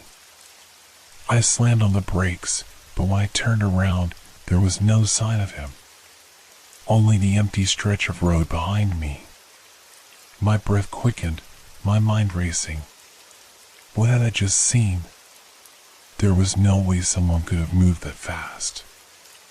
I pulled over, hoping to regain some composure. The air outside was thick with the scent of damp earth, the quiet pressing down on me like a heavy weight. I stepped out of the car, my feet crunching against the gravel, but as soon as I did, a soft, melodic sound filled the air. It was a whisper, or a hum, so faint I could barely make it out. I turned, searching for its source, but the sound seemed to come from everywhere at once. I felt a cold rush sweep through me as I looked around. There was something wrong about the trees, something about the way they loomed, their twisted limbs hanging like arms outstretched. I could hear the whispers again, clearer this time, and I swear I could feel eyes on me, watching from the shadows. It was as if the entire forest had come alive. My pulse raced. Something wasn't right. I had to get out of there. I rushed back to the car, my hands trembling as I fumbled for the door handle. The engine roared to life, and I sped down the road, my tires kicking up dirt. But just as I thought I had outrun whatever was lurking in the trees, a dark shape appeared ahead, standing directly in my path. I slammed on the brakes again, but it didn't help. I was going too fast, and before I could react, my car slammed into the figure with an impact so forceful I thought the world would collapse around me. I sat there, frozen, staring at the figure crumpled against the hood of my car. But when I got out to check, there was nothing. No body, no sign of any damage, just the silent road, empty as if nothing had happened. My breath came in shallow gasps. I needed to leave. Fast. I threw the car in reverse and sped back down the road, but no matter how far I drove, the road never seemed to end. It was as though the landscape had warped, bending and stretching to keep me trapped. The trees seemed to grow closer together, their branches reaching out like fingers. I tried every turn, every shortcut, but nothing led me back to the main road. The world outside my window had changed. It was darker, colder, and the faint whispers were growing louder, more insistent. In a panic, I sped forward once more, desperate to escape, when I noticed a figure standing on the roadside once again. The same man, his eyes now glowing faintly in the dim light. He didn't move, but he didn't need to. The moment I looked at him, I knew what was happening. The road was never going to end. I was never going to leave. The car's engine sputtered as I tried to accelerate, but it stalled, the lights flickering and dimming. I hit the wheel in frustration, my vision blurring as the whispers grew louder, filling my head. I looked up, and there he was again, closer now, too close. "Welcome," he whispered softly, his voice distant yet clear in the chaos of my mind. "You're part of the road now." The last thing I remember was the soft rustling of the trees as my eyes closed, and the feeling of the road pulling me under, swallowing me whole.